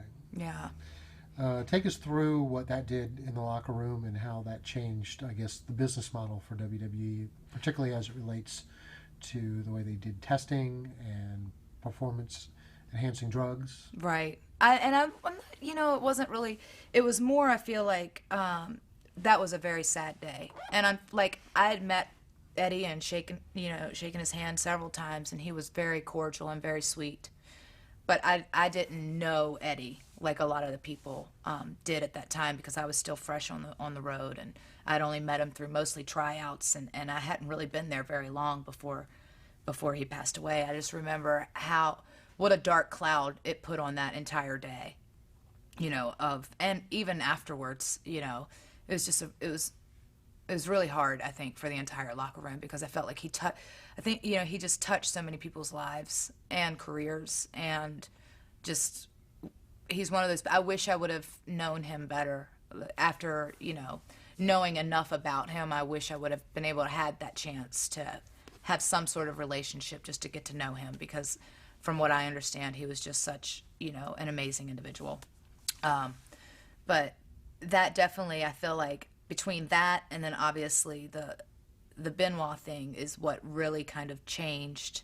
That's what really changed, I think, people's perception of a lot of things, and how things were done moving forward within the testing and within concussions, and not taking that as lightly. Or I can tell you that I've probably been knocked loopy enough more times than I can count, and you just kind of keep going because that's your mindset. You're just so used to working through the pain and working through, but it was, we really started to take that a lot more seriously. And, yeah. Were there any type of change in protocols that you got as a talent from the management on the way drugs would be tested? Because, I know a lot of people were critical of WWE and kind of like they didn't address the issue, but I feel like you have to judge WWE by what they're doing now and how they've reacted to things that they've learned. It's always easier to judge from an outside perspective, right? Like if you're not in it. But like there was a lot of things that were going on within the company that probably weren't like just, released as public knowledge, obviously, and for, I think, smart reasons, like at the end of the day, we're still a big family, and those events will really, really like touched a lot of people in different ways. And I think that, that's stuff that you can't predict happening, or you just don't see coming, and then you can only deal with the aftermath the best way how. And I feel like obviously they started outsourcing and using pretty much the same protocol that the NFL uses, as far as their testing stuff, and it became more public instead of just being within the company as it was before. It became a little bit more public knowledge because it was outsourced. Through like this big company. But yeah, and I don't think that it was any less like they did. It's not like they never tested before, because they did. Obviously, you had to get tested before you even got a job, and you had to go through random testings whenever. But it became more prominent and more often. And the thing is with us is like it's not like you're just getting tested when your season's around. I mean, our season is year long. So, that's all I got. I mean, I don't know. It's one of those things. It's like you kind of just, like I said, you have to deal with the aftermath the best way you kind of know how. True. Going back to the Trish Stratus storyline, again, you had a primo spot making a debut. I mean, a spot that most girls would dream of starting off on TV with. I want to fast forward a little bit to the WrestleMania match, your first WrestleMania, and your match with Trish Stratus. Yeah. Now, if I remember correctly, you had somebody on the front row, right? My mom. My How mom was does out mom there. score front row tickets to WrestleMania? Well, it was more, because she's obviously like, the WWE, we have this sectioned off for your family and your friends or whatever. And so technically she probably wasn't in the front row, but in my mind, it's just one of those things of like, she was the only person that came with me to WrestleMania that year. And at that point, because I was so nervous and I was still walking on eggshells, and when I found out that I was actually wrestling WrestleMania, I was over the moon. Like that's the thing that you dream about. Like when I was a little girl going, "Oh, I'm gonna be a wrestler." Like you say it as a kid and you're joking around, and when you first step foot in the ring, that's your goal. Like for me, that was my goal, was WrestleMania, and was to win the women's championship and to be the greatest women's champion of all time. Like you say that from, at least I did, and I could have been blowing smoke up my own butt, but at the same time, that's what I ingrained in myself. Like that was my goal. And to finally get to WrestleMania and to realize that you're in the women's championship match was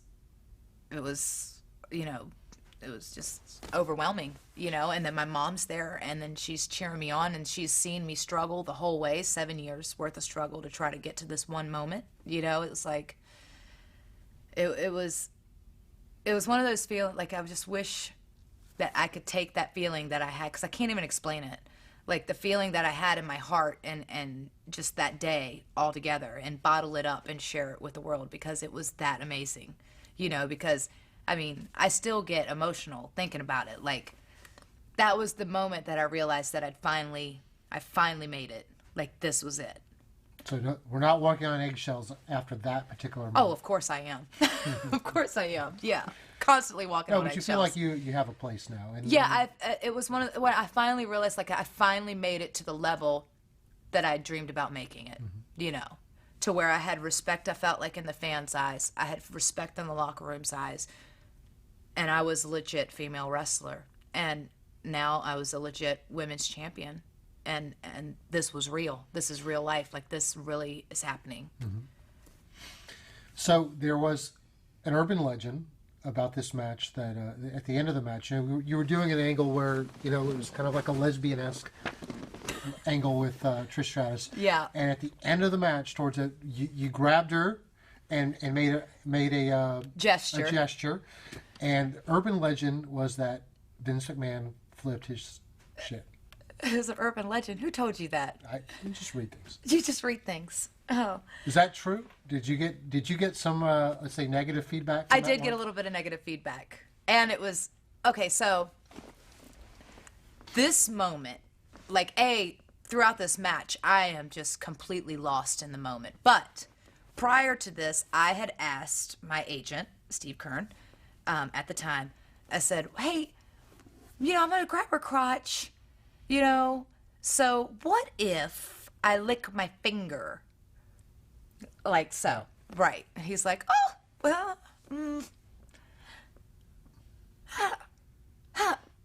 I don't really see a problem with that. Like, it would just be, oh, sure, what, okay, or whatever. So in my mind, I'm going, okay, I could do that, or I could do this, which would be awesome. And I thought Vince McMahon is going to flip his lid in a positive way. Sure. Going to think it's the most amazing thing, and why didn't he come up with it? Because it was awesome. I mean, this is the man who's had his ass kissed on TV, by many people. So I'm like, this is going to be awesome. He's going to love it. Absolutely love it. I'm going to win so many brownie points. So I didn't obviously go further than this. I didn't tell him, my agent. I didn't tell Trish. Like, all they thought I was going to do was lick the finger. So even Trish knew the finger was coming. She knew that I was going to lick my finger. No idea. And if you watch, I turn away and do this. And then she kicks me in my face. Right? So, but in my mind, I thought it was going to be an epic moment. It was going to be something that people would remember forever. Oh, I remember it. And the thing is that many people, and the thing is if you don't have it, if you didn't videotape it yourself, because when I came back through the curtain, like, here I am on cloud 9, I just won the women's championship, just had this epic match where the people were just completely insane the entire time from bell to bell, and I'm over the moon. And the first thing when I walk through the curtain is Vince is livid. Like, absolutely, like, how could you do that? That was so crass. Like, we're going to have to go back and edit this out of the DVD. And do you know how much time and how much effort and how much money it's going to cost to do that just because you decided to do this? And I'm like, I'm begging for mercy and so sorry, because that's not what I expected at all. Mm-hmm. But, hey, you win some, you lose some. Like, I feel bad in the sense because I know how annoying it was now to go back and edit all that, and probably it would have. Oh, that's a lie. Listen, we do editing. It didn't cost that much. Don't let it make. No, but it's one of those things of like, this. It was this amazing moment, but I tell you what, it's a hell of a story. It made that moment even more memorable, I think, for me, because I'll never forget being on cloud 9 and then walking into Dad just yelling at you, going, shaking. I'm sorry. I honestly thought he would love it. We always talk about creating WrestleMania moments, and you created your own. How about that? Congratulations. Thank you. And it even if you can only find it on YouTube. That's right. The power of YouTube. And I'm sure he reacted negatively, but he probably popped for it too. I hope he did. Deep down inside. I think he did. Because I thought he would have loved it.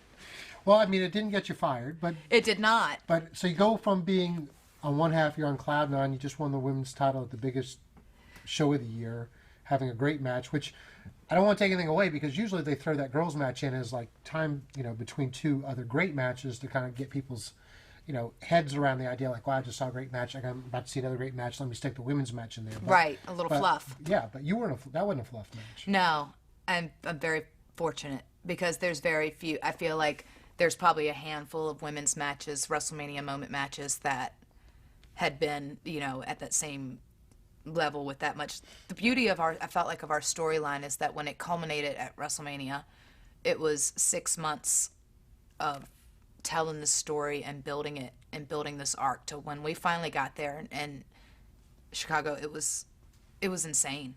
Like I'll tell you what a real reaction was for me was when we got out there and the crowd split. Mm-hmm.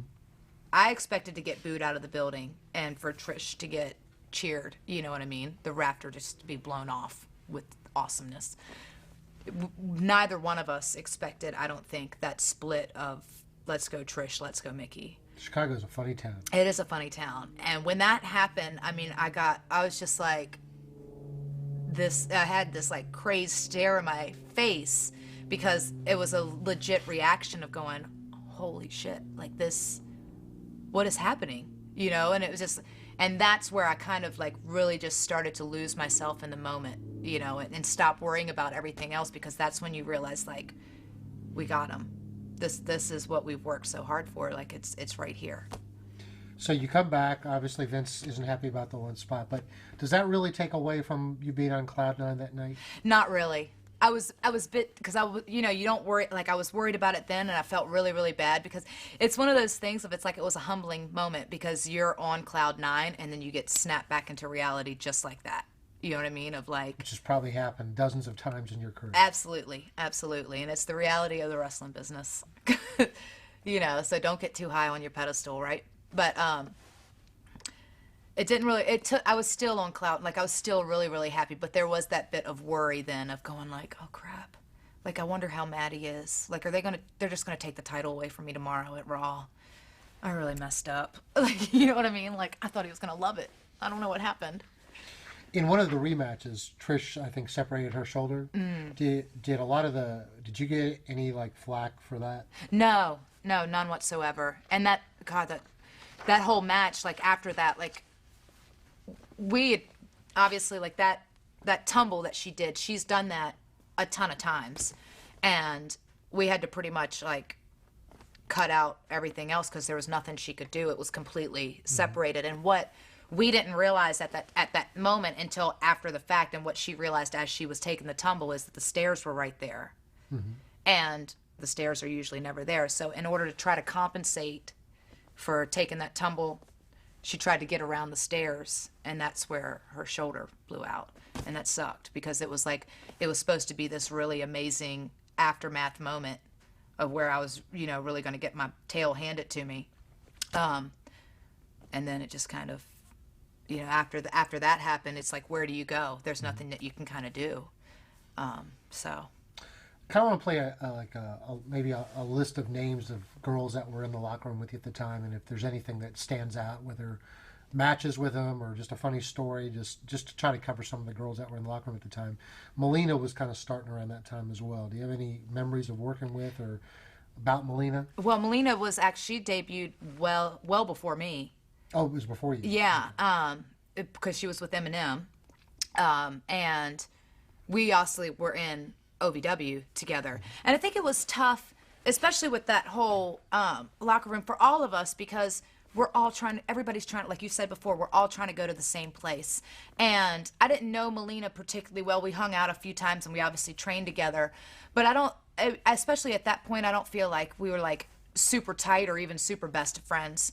But I think that she, not only does she have the most amazing entrance ever, probably, especially for the women, but like to mold and become that, character with Eminem and to go on, and then she, to start in the people's eyes, even though she was wrestling in OVW, to start in the people's eyes as this manager and then mold into this champion. Mm-hmm. And I think my favorite match with her was the Falls Count Anywhere match, where we kind of wrestled all throughout the building, and we did that locker room scene where, Right. It was so much fun.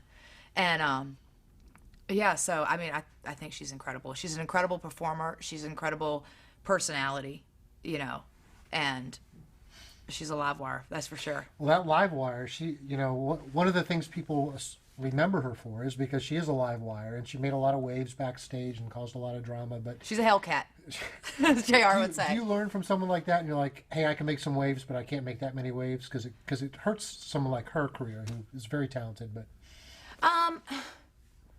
You know, and we all make our decisions. We all make smart decisions and we all make stupid decisions, you know? And I can't sit here and say that any of the decisions that she made positively or negatively affected my career, just like because she's the one who can attest to that as to how it truly affected. So I've made it a point to not sit there and judge or even attempt to you know, justify or anything of somebody else's decisions, because who she is in the ring and who she is as a performer, that's what I respect, because I'm the one who had to work with her and work those matches with her, and she is mega talented, and I think that she was an amazing personality, and you don't get that kind of connection with the fans without having a genuine love and a genuine passion about the business itself, regardless of whatever decisions you made outside of the ring. About a girl that you have a long history with, Victoria. Vic. I love her. She's funny. She's so funny. She's just as crazy as I am. I think that's why we get along so well, is because we're both ridiculous. I think the one thing with Lisa, with you know, that I respect the most about is that when we're in the ring, we both bring it. Like, we bring every ounce of what we have, and we may apologize later or apologize the next day when we're really feeling it, but when we're in the ring, we just go for it. And I feel like she's always been one of those people who have taken me to the limit, and I felt like I've done the same with her. And the thing is that in WWE, I didn't really get a chance to work with her as much as I did when I came into TNA, and it was just awesome. It was because we really I was in a place of really wanting to prove myself in a different aspect, because I was a bit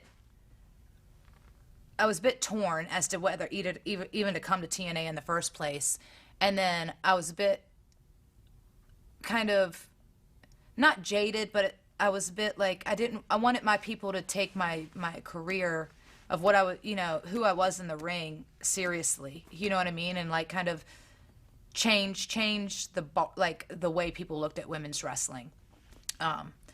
So I felt like I was really able to do that with her, because she was kind of mentally in that same place of like, because we've worked so hard and trained so hard, I think that you want to be respected just like any other guy in the locker room as far as your ability when you go out there as a personality and as a performer, you know. This seems like a good time to interject this thought.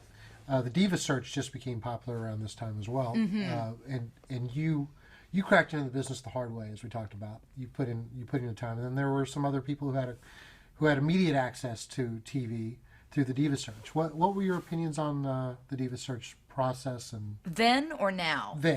Then I was. How do I say this? Then I was a bit on that thought process of like, this is bullcrap. Like, I'm glad you said that, because now I know you're talking the truth. Yeah, I was like, this sucks, because here I am. I've sacrificed almost 7 years of my life, because this is what I want it to be. It wasn't that I wanted to be a television star. It wasn't that I wanted to be on TV and I felt like this was an easy way in. This was what I have dedicated. This is what I have driven 10s and 12 hours for $100. I've slept in my car. I've stolen gas. I've eaten out of tuna cans and nuts and, just trying to make it, just trying to survive. I truly wanted this, and this sucks, and I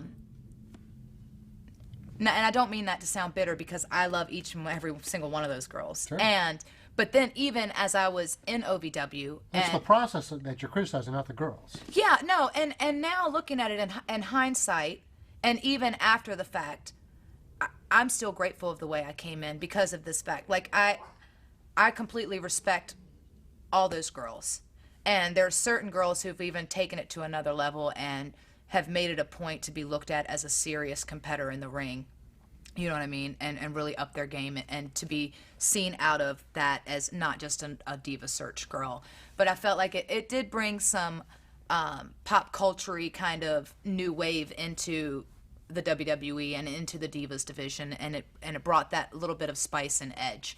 But when you are trying to make it and you're making a third of what these girls who have never wrestled a day in their life for, and you're teaching them how to grab a headlock, it can be frustrating because it's like it's not fair, but life isn't fair. And you think about it, like had I come in that way, I wouldn't have been able to build the career for myself that I had, and everybody has their own paths. So yeah. And that was a time when Playboy and WWE were really associated. They were doing an annual cover every year. And we talked about this before the interview. You actually had discussions with Playboy about appearing in the magazine. Well, I had discussions with WWE about the possibility of doing Playboy and if I would have been open to it. And at that time, I felt like, well, yeah, I would have been open to it, but at the same time, the girls that were doing Playboy they were more along the Diva Search line, or even prior to that, it was Sable and it was Tori, and they weren't the in-ring wrestler aspects, and I felt like I'd separated myself enough away from that I didn't know if I would be going backwards, and it wasn't that I completely closed off the idea, it was just that I was too on the fence about it to even commit to it, And I'm sure that other girls probably turned it down, and I'm sure that the girls that did it, like it was pretty amazing, and they looked absolutely stunning. It's like you have to. It's just. Did you ever get to the point where you actually negotiated money with Playboy? Or with No, it wasn't even to that point. It was more of like, I kind of threw a ballpark figure out there and really overshot it. Of like, this was what it, So you'd say, this is what it would take for $1 billion. No. No, yeah. Yeah, so that was that. Okay. Do you look at girls that appeared in Playboy any differently? Absolutely not. No. Thing is that we've all, even through life, we've all made decisions. And Playboy is not only is it the classiest of them altogether, but it's like, I thought they were, every single girl that's done it has looked absolutely stunning when they've done them. They look beautiful and... Yeah, they looked all right. They looked all right. They looked beautiful and they looked classy, and it was just, it's just an expression of art, really, Another subject I want to talk about while we're talking about this, right now, WWE generally does not hire girls that have, let's say, nudity in their past, their modeling. And I know there's a lot of girls that probably you see them all the time at these indie shows. They're trying to break into the business, or not even at the first day of school, but that they want to be wrestlers. Right. What would you give them in terms of advice when they get approached to do like modeling that may or may not affect their wrestling career? Well, it's a different world today than it was, I'd say. And look, I can't sit here and tell you.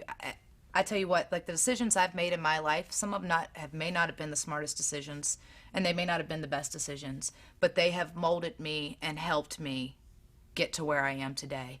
And some of them have hurt me in some aspects, and some of them have really helped me, but I've learned from each and every one of them. So I can't sit here on a pedestal and tell you what you should and you shouldn't do, but I can tell you that every decision you make, especially if it's something that's in a public eye, will, even 15 years after the fact, will follow you, and so just be cognizant of that. Sometimes it's hard to figure out, like, well, if my goal is to work for WWE, to even realize what anything you do now will have an effect on you later. Yeah.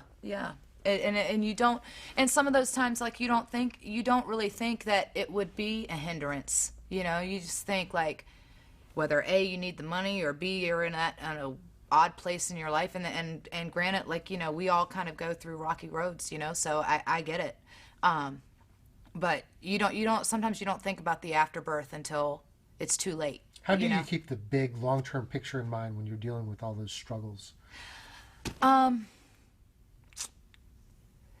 I just, you know what, I just kind of try to visualize where I want to go, and like I said, like you don't always make the best decisions, and sometimes they seem like the right decisions at that moment, and you just try to stay positive. I think if that's the best thing for you to do is like just to try to think positively and stay positive and make those decisions moving forward. And it's taken me a long time to come to that, because we all go through struggles and we all go through crap, that's for sure. And my life is in no way has been a big cupcake, but I'm very grateful for the way it's gone. In addition to Trish Stratus, you got to be in a very high-profile program with Alita. Just talk about how much Alita's meant to your career and specifically memories of working with her on a national stage. It was incredible, and I was fortunate enough to work with Trish, and not only at WrestleMania but on her way out as she retired at Madison Square Garden, and I was very fortunate to be in Lita's last angle, as far as, especially because she had kind of stepped out of the in-ring persona. She had been transferred over to more valet and to come back and do her last like real women's angle with her. And for someone who had not only helped me along the way and trying to make it, but had been so cool with me and given me advice in pretty much every aspect of my life, from my career to personal, to be able to be a part of her history on her way out. And it was a bit sad for me, I think, too, because I feel like that was the last of that generation that when I was getting into the business, that those were the people that I wanted to work with, that I wanted to be on the same level as. And she was that was the last of them. She kind of left, and then it was the new generation. It was myself, Melina, it was Beth and Jillian, and then obviously it was Candace and Maria, and at that time Kelly was coming in. So it was just it was a transformation of a locker room, And the transformation is now that Lita and Trish had left, like you're about the most veteran, most tenured girl there. Well, I guess in a sense, I you're never in your really. 20s and you're the veteran of the girls' locker room, right? I didn't really see it that way, I guess, because I was still, I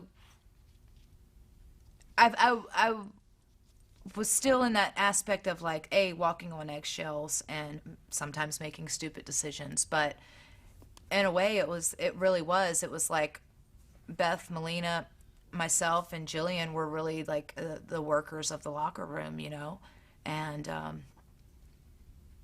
it was cool to have that. I don't know that there was an official torch passed in the sense to that aspect or whatever, but I felt like I was just extremely honored to be able to work with them on their way out. Like it was a very fulfilling and sad moment all at the same time. Do you ever feel like jealousy is not the right word? Jealousy. I'm not sure envy is either, but do you ever have envy for how Trish and Lita and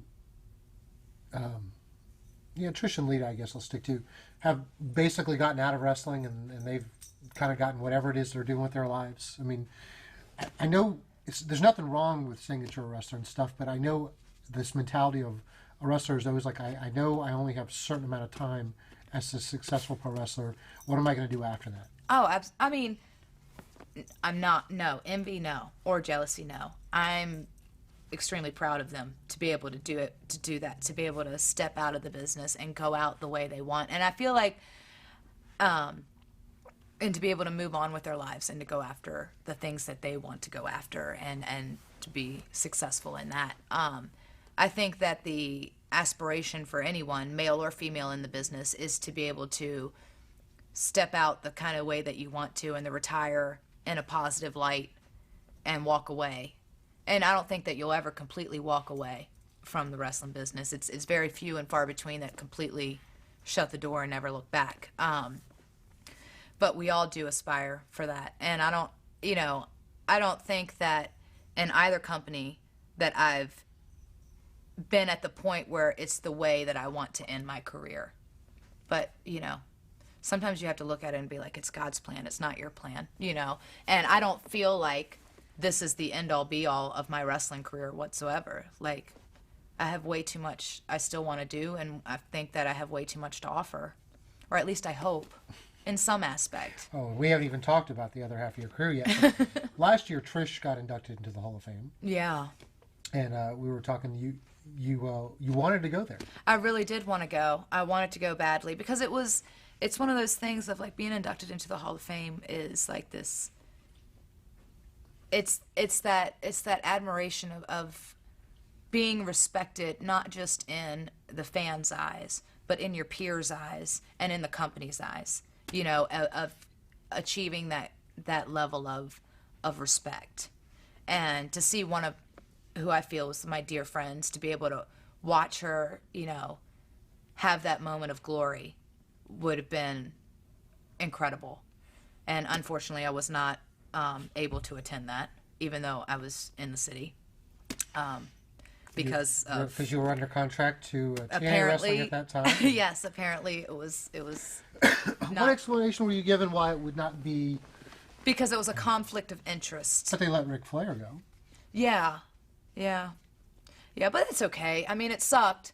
It sucked because then I'm sitting in town and I'm hearing about Trisha's speech and how she's commending pretty much everyone in the locker room, including myself and Lita and Molly and Jacqueline, and like she's given this incredible speech, and I wasn't even there to applaud her, and I wasn't I didn't even want to be in the spotlight. Like, hey, I just wanted to. I was there in spirit. You were part of the. I was you were there part in of the Hall of spirit. Fame career that she had. I was in there in spirit. Right. Mm-hmm.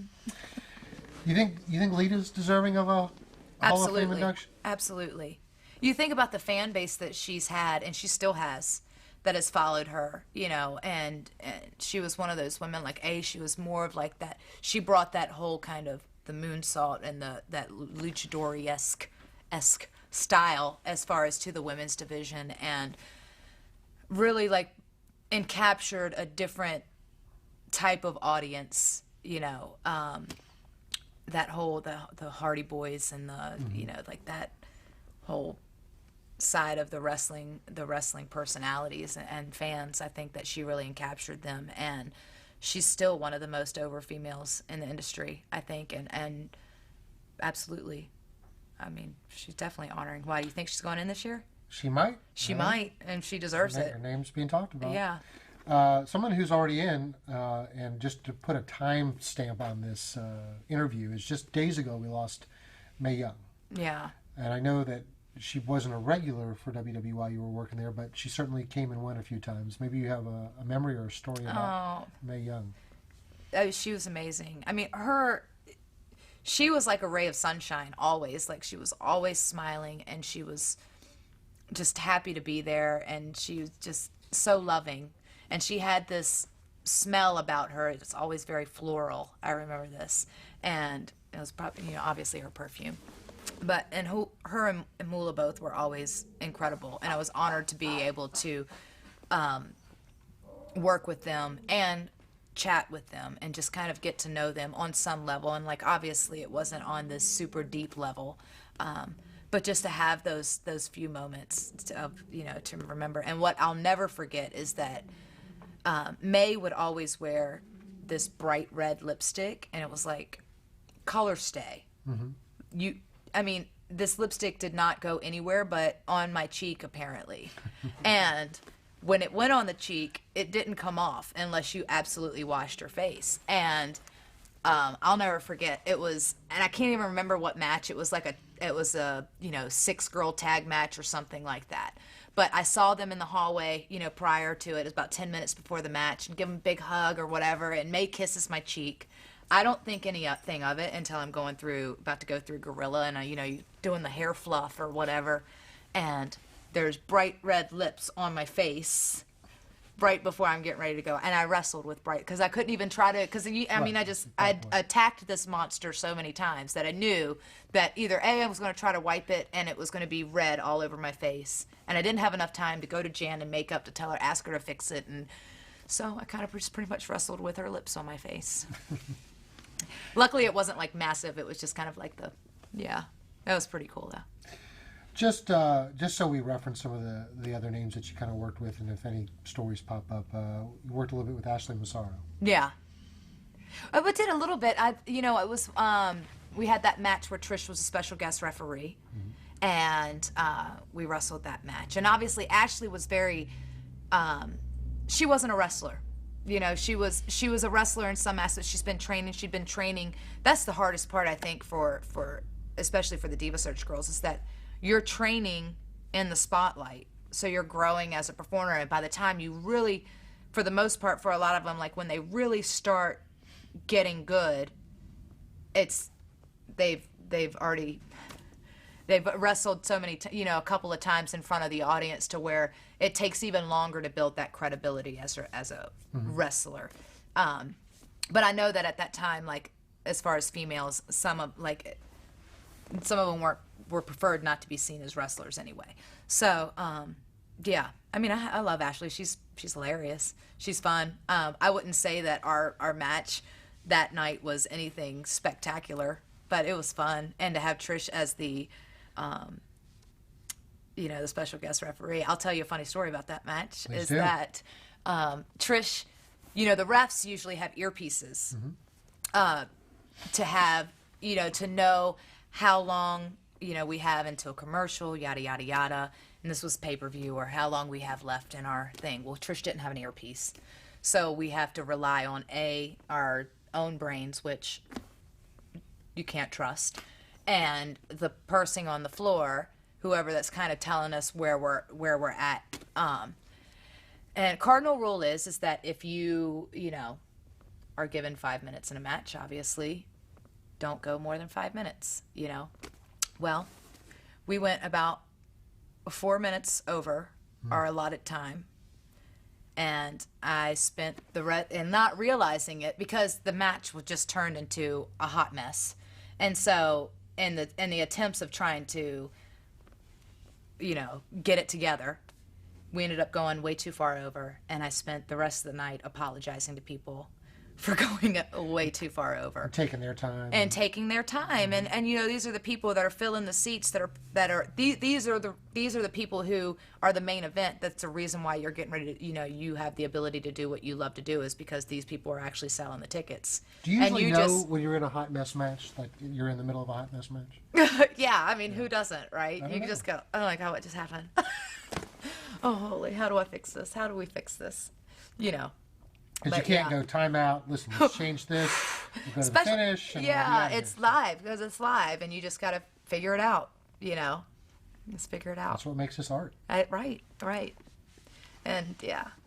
One of the things I wanted to ask you about with Melina, particularly, I think in your second title run, there was some stuff that happened in France where there was a title change that wasn't supposed to happen. There was. Take me through that, because I don't have much of the details here. Yeah. It's a top secret. Okay. It's top, so I can't tell you. Revealing the secret today. I have to kill you after this and destroy the tape footage. What, you want me to kill you? Yes, I'll take it. Oh no.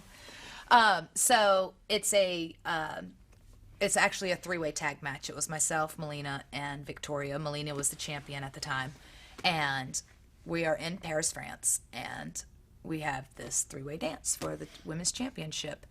And Ricky Steamboat is the agent for the show. And have you ever met Ricky? Absolutely.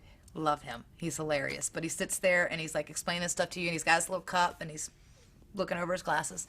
And so we go out there, and the match is going great. Like, we're kicking, like, because Melina's a Hellcat. She brings it. Lisa brings it. I'm going to, especially when I was in there with those two, we were all, going to bring it. Well, something happened. I was covering Melina, and was I covering Melina or Victoria? I'm trying to remember. Anyway, I was making the cover, Yeah, I was covering Melina, and Lisa was supposed to break it up, I believe, and she didn't get there in time. So the ref at this juncture, we were going through this phase of like, no matter what, you just The ref has to do his ref job. the ref you cannot. And that I think it was a valid point, and I think it's an amazing thing that we've done because it really has brought the credibility back to the referees. You know what I mean? Because you don't want to put the heat on the referee because then it's in the wrong place, right? So he had to count to 3, 1, 2, 3. I'm the new champion, and we're going, oh my God. And I hate to misquote it because I can't, this is what happens when your brain, I felt like I was covering Melina and Victoria didn't get there for the pin, but it could have been I was covering Victoria and Melina didn't get there for the pin, and I can't, for the life of me, remember the exact, I just remember after it was like, holy crap, and we get back to the thing, and Ricky's going, oh my God, what has happened? What happened? How did this happen? Oh my God, how am I going to fix this? And he's like, so he walks back and he goes, tell you what we're going to do, girls. Melina, you go back out there, you cut a promo, you challenge her to a rematch. This is bull crap. This is a three-way dance. This is bull crap. You shouldn't have lost the title that way. And I think that actually, you know what? It was, I think I was covering Lisa, and Melina wasn't there in time because that's how it culminated that Melina could go back there. And Right. Regardless, she had to go back out there and cut the promo, challenge me to a rematch. Here I come down, boom. We get into it, and we have a thing, and then she steals it, 1, 2, 3, and then rolls out. She's the champion again. So I was the champion in Paris for all of 10 minutes, 15 maybe. Okay. Was there Which any? solidified my 4th. And I know that it's a bit because it's not always in the record books, but I think that they finally put it in the record books as a legit Was there any win. repercussions following it? No, not really, because it's one of those things that happens. House show, Paris, France. It happens, yeah. And in hindsight, I'm like, why didn't we just keep it that night, and the next night I just drop, but... Because then Ricky would have to go back to his boss and explain what what happened. the heck happened? Like, oh, Yeah. we'll leave it here exactly as we were supposed to leave it. Yeah. So it's funny because those are the things of like, you just never know. Like, stuff happens. Kelly was introduced to the WWE, and I kind of feel like she's the one who changed the WWE women's division, at least as it is now, for quite some period of time. It seems like they had a change from the Trish Stratus, the Lita, the Mickie James era to the Barbie doll era for a while. Mm-hmm. Did you kind of sense when Kelly came in that they were looking for something different for the face of the women's division? Poops. You know what? She was so young when she first came in that she's very, like, she wasn't a wrestler by any means, and she was learning kind of like just the aspects of being a woman and a performer because she was just a baby, It was obvious, I guess, during that whole diva search kind of era when they started changing the mold from women's to divas, that they were obviously trying to build a mold of something different, and Kelly obviously fit that perfect mold. I mean, she's glamorous, she's beautiful, and she's funny and quirky, so I guess, I mean, I could see that. I mean, I love Poops. So, well, it's not so you don't love them, but you kind of feel like they're going in a little different direction than I've been operating under for the last couple of years. Right. And it's like, well, where do you fit in that whole mold? But I felt like I did, I feel like you need a little bit of everything. I know that you need the hot chick and you need the wrestling chicks. You need all of it. Like, it doesn't just work with one or the other. You know what I mean? Or otherwise, if it's all one way, then you're missing out on the other side of it. There's the sensational Sherry's and there's the Miss Elizabeth. You need both, or else it doesn't mesh. And to survive in WWE, you need to really have a full range of character, let's say. So they start you off, you're in a lesbian interest with Trish Stratus, and then at some point they put you on a romantic relationship with John Cena for a few times. Yeah. Where do you think they were headed with that? Because we only got a couple of it really didn't last very long. It was like just a couple of weeks. I don't know where they were headed with that or what. It was just one of those things of like, hey, we're going to try to tease this idea of you two maybe romantically being, involved, and and that was that. And it like lasted like a month tops worth, Do and you then usually that's get to it. see far ahead in, like when they start at angles like that or any other angle? Do you usually get to see like, well, this is where we're going with it?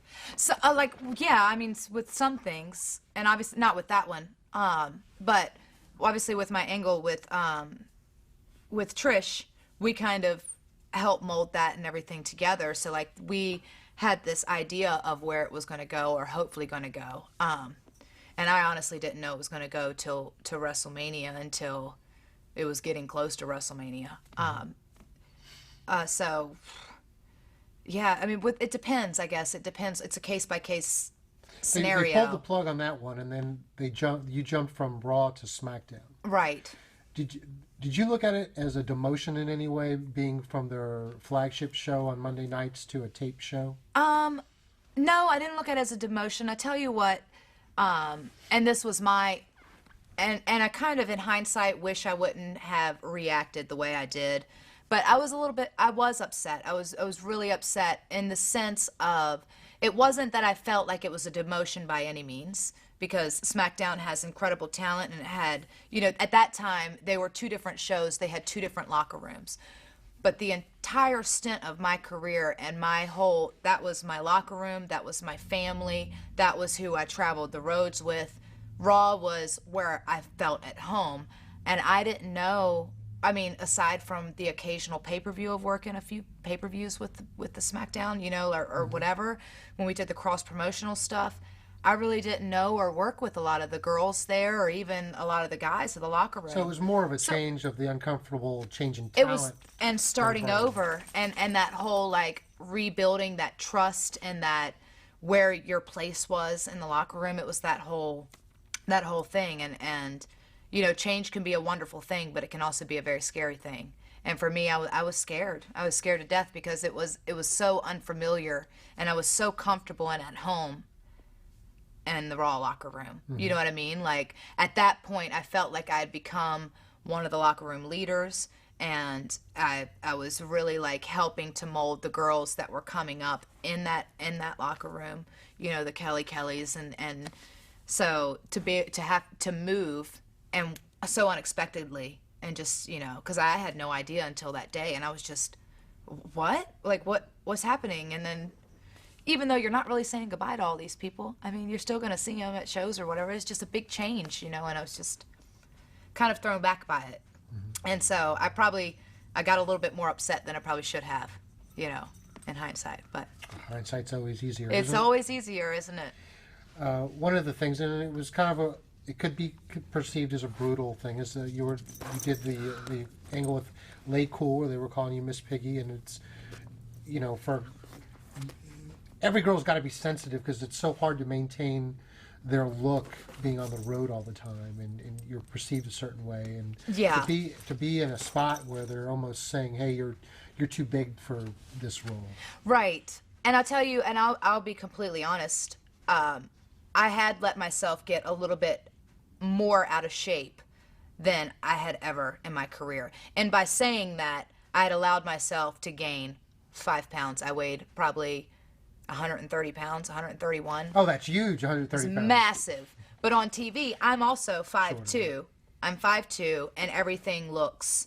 And I was the pants that I was wearing at that point probably weren't the most body flattering. Like, I thought they were really cool. I came up with this cool design. I thought they were like awesome, and they were also very expensive to get made. They were probably the most expensive gear I had throughout my entire career, with those like cargo kind of pants with the stuff. Yeah, but I thought they were super cool. But now, looking at them and through the gears that I've had through, those are probably the less flattering of them all. But yeah, so, and it's hard, because at that point I'd been on the road for 5 years, 250 days out of the year. I burned the candle at both ends in the middle. I was also, that last year with WWE, I was probably home 20 days that entire year, because when I wasn't on the road, I was in Nashville, and I was working on my first album. And when I wasn't there, like, I literally was home 20 days. I mean, I find excuses not to be able to stay in shape being at home 365 days a year. And it wasn't that I wasn't working out. Right. It was just that I was stressed. I was tired, which I mean, anybody that knows anything about health and fitness, being exhausted and not getting enough sleep, as well as stress, will keep water weight and keep fluid on you. I was on the road instead of 200, 250 days out of the year. I was on the road like 300 plus days out of the year because I was also spending time in Nashville, and I didn't have a home. I don't have a home in Nashville, so I was still eating as much as you try to eat healthy when you eat out. Like I wasn't like my focuses weren't completely in staying in absolute best shape, which in turn I it suffered, and I did look. That was probably like when I didn't look my absolute best. So I don't think that I was overweight by any means, but I did put on like 5 or 6 pounds, and so yeah, a little. But in terms, I know the point of that angle was just to and they've really taken a lot of steps further with bullying. I mean, that was one of the first angles where they integrated bullying into storylines. And that's what I felt like.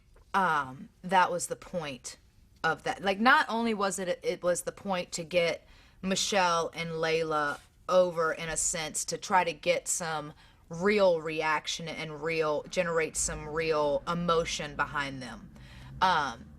Because to that point that people like really started respecting Michelle as a wrestler, and they, were starting to really, really respect Layla as a wrestler. But as far as that's the one thing about the wrestling business. In order to capture the fans, you have to have that emotional connection where the people actually care, not just about who, how you wrestle, but who you are and what you stand for and who you are as a performer, And that was the one thing. And perhaps that was the real reason why I got moved to SmackDown in the first place. And I don't feel that angle was in by any means, at least I hope not, because I like to see the positive side. I don't think it was by any means to put me down. I feel like it was honestly a way to, because bullying, especially like in social media and in where it's really easy to sit behind a keyboard and tell people awful things, because then you kind of you don't have to look the person in the eyes while you say it, right?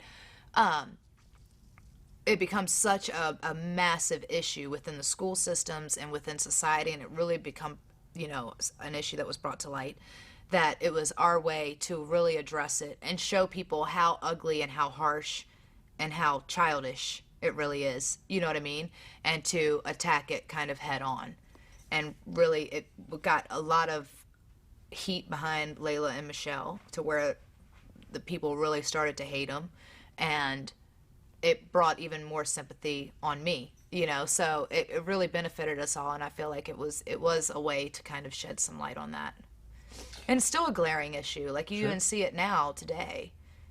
And this happened towards the end of your WWE run around that time. And this is something where we're getting real personal here. One of the reasons that people claim you were let go is you had a really poor attitude towards the end of your run, and that you showed up late on some bus trips to when you were over there in Europe. Do you remember anything about that, or do you think any of those things are valid? Or perhaps there is some validity. Perhaps there is some truth in some of that. I don't think by any means I had a bad attitude. I think I would hope that whenever you speak to anyone about me, I never really had a poor attitude about things. I love this business. I love it with all my heart. I've sacrificed and I've given so much. I'm getting emotional. I've given so much to do this. I think that what my issue was the change of moving to SmackDown. I had a lot of stuff going on in my personal life that was really I was battling with, and to top that off, I was exhausted, emotionally and physically, and I'd been working through my own personal demons, and not really demons, but my own personal issues, and working through trying to make this album, and really trying to be vigilant about that, and maintaining who I was, and not losing and not losing that in the WWE world and who I was as a wrestler, because just because I felt like just because I was trying to make this music thing happen, I never in any way wanted people to take that away from, well, she doesn't care about wrestling anymore. You know what I mean? Because that wasn't even remotely true. You know, like, I loved wrestling more than I ever had, and I still love it. But I think it was the combination of all those things that really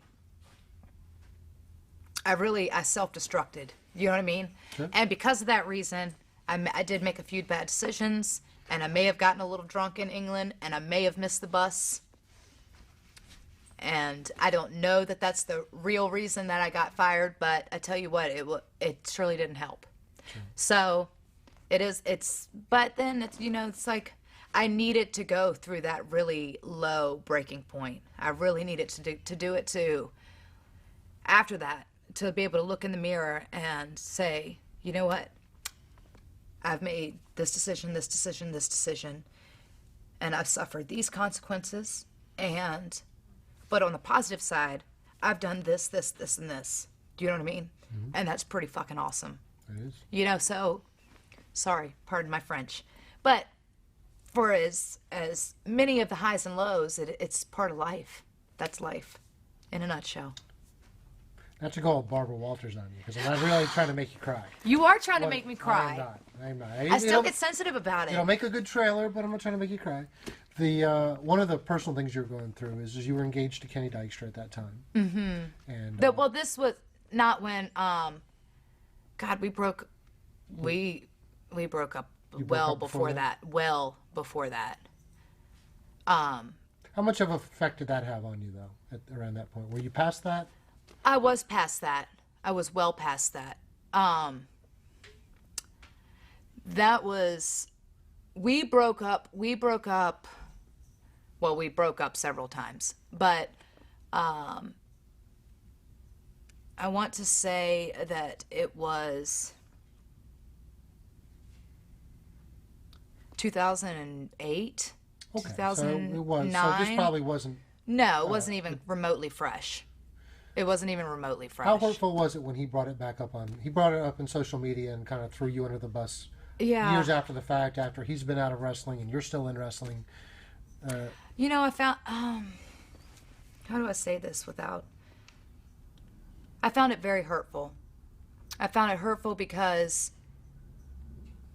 he lied. You know what I mean? And I feel like in my own life, I have made it a conscious effort to not put my personal and private life out there.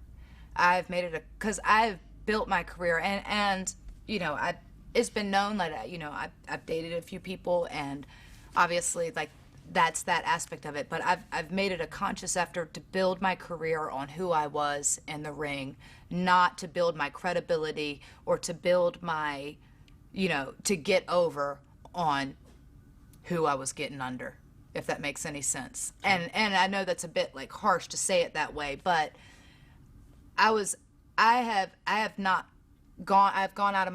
ever gone out of my way to speak negatively of anyone, including Ken, who, if the truth be told on the real reasons as to why we broke up and the real reasons as to why we didn't work out, it's an ugly thing, and it's just like I would have preferred it to be like we were just at different places and different times.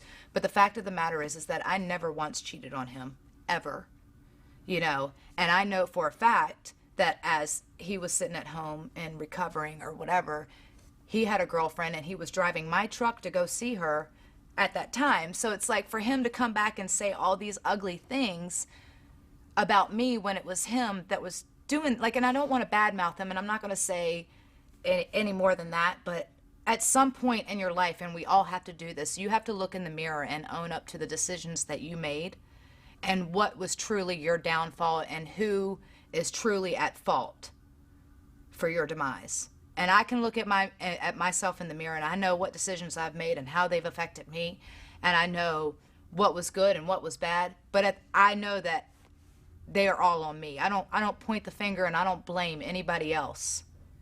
Because at the end of the day, you make your own decisions and you choose what happens. Nobody else, you know? And it's not fair. It's not fair to you or to anybody else to blame anyone else, you know? So it was just ugly. Spoken like a strong country girl from Virginia.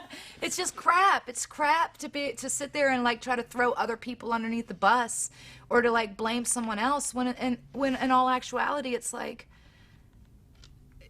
you know, are you just trying to build some notoriety and credibility based off the crap that somebody else is going through? Or, you know, I don't get it. I don't get it. Well, as one door closes, And there's many things else that I could say, but I'm just not going to because that's not who I am. you know, I'm not asking you to do anything, but it's tough because when you're on the road for that, I mean, I can only imagine the stories that you could wreck lives with.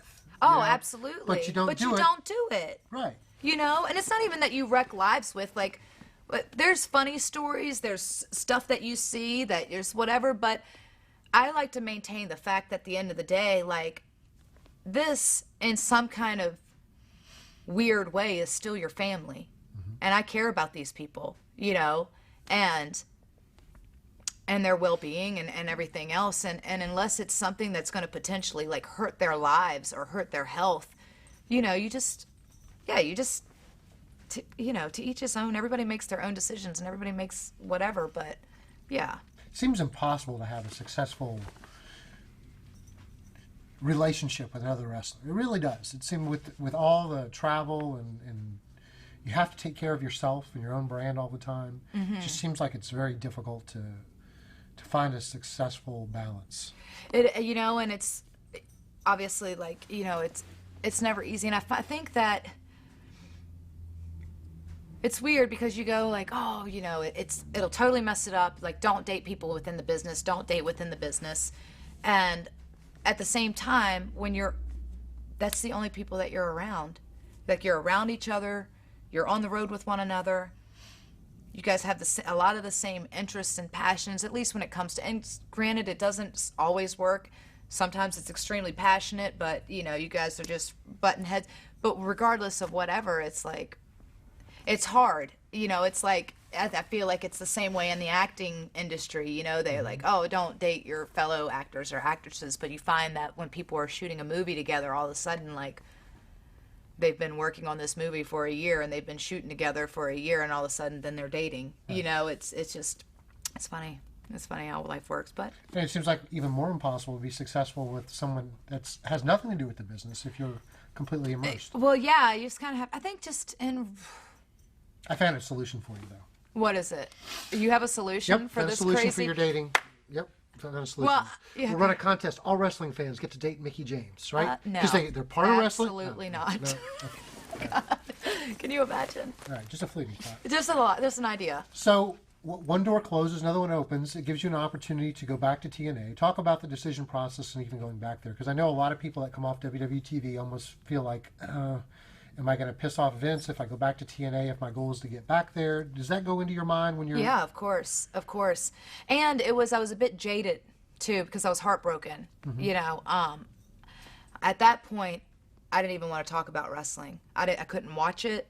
I couldn't talk about it. I didn't even want to hear the word wrestling. Like, even my little niece, Desiree, who I have turned into a massive wrestling fan because her Aunt Mickie is a wrestler, you know, and she's watched me because I've missed the first, 3-4 years of her life because I was living in Louisville, and now she's 11 years old, and, you know, she's just a massive, massive wrestling fan. Future diva. Go ahead. She is a future diva. But I'll only let her train with me. I'll teach her everything. Well, not everything. But yeah, it's just, I was so, I wouldn't say bitter. I was just heartbroken, and I was very cold and shut off about it all. And wait. And so it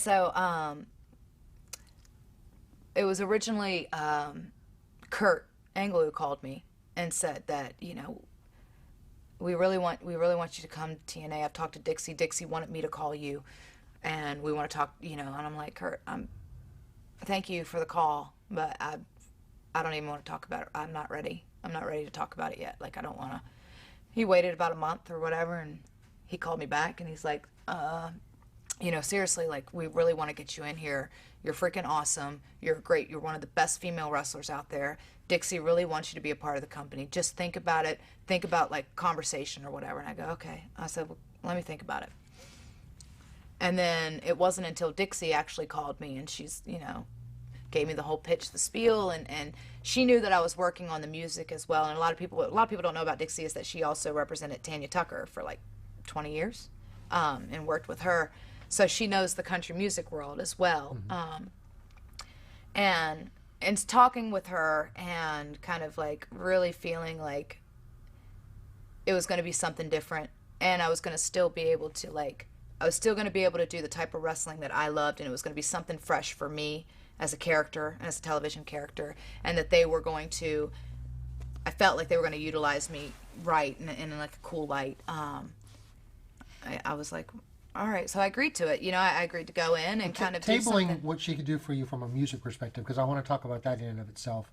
What is it that you wanted to do at that point as a wrestler when you came to TNA? What were some of the things that were attractive to you about being there? I think because, people don't know the whole story of, like, and a lot of fans' eyes, like, I felt like, because there was no explanation, it wasn't like, oh, I retired or I had, like, this thing. It was just, so a lot of people thought that, oh, she just walked away from wrestling. Oh, she quit.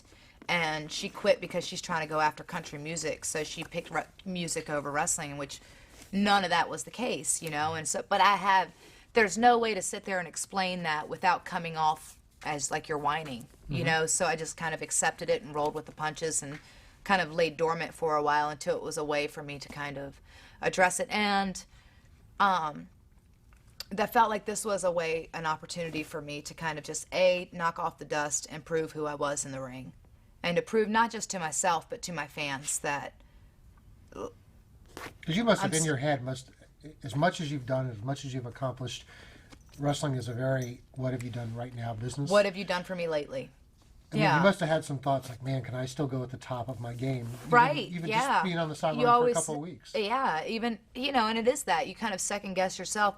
And especially being, when you get let go, you're like, God, what have I done? Or like, what is it that I'm lacking? Why am I not good enough anymore? Kind of deal.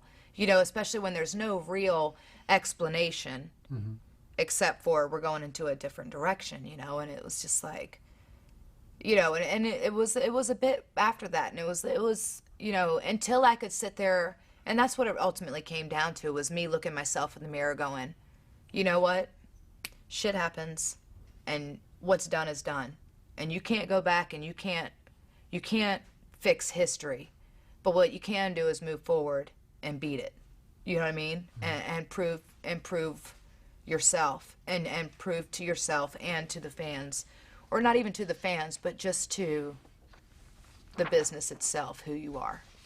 So first impressions working for TNA, how was it different? What impressed you? What disappointed you maybe? Talk about your mindset when you came back. I was nervous.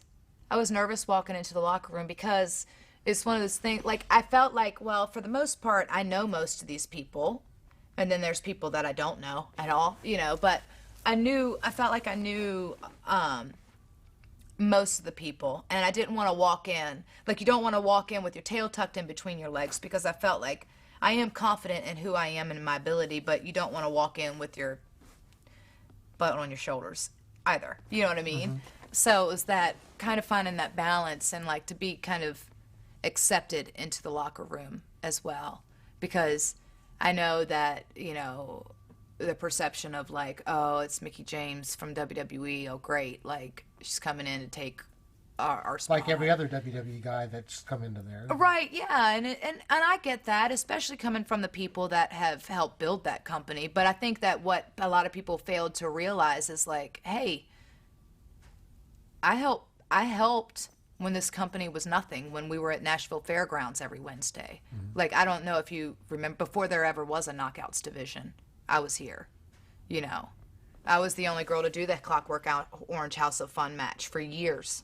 For years, nobody was able to touch it until Daphne did it. And that was, right before she left there. And so I think that I'm like, I still made a little bit of history here, a little bit of history that nobody has touched, really, so I think it was just, but people don't remember that because it was so long, they feel like it was a lifetime ago, even though it really wasn't. When you work for TNA, do you feel like you're only really working for a company part-time, whereas WWE, you feel like it's 100% of your life?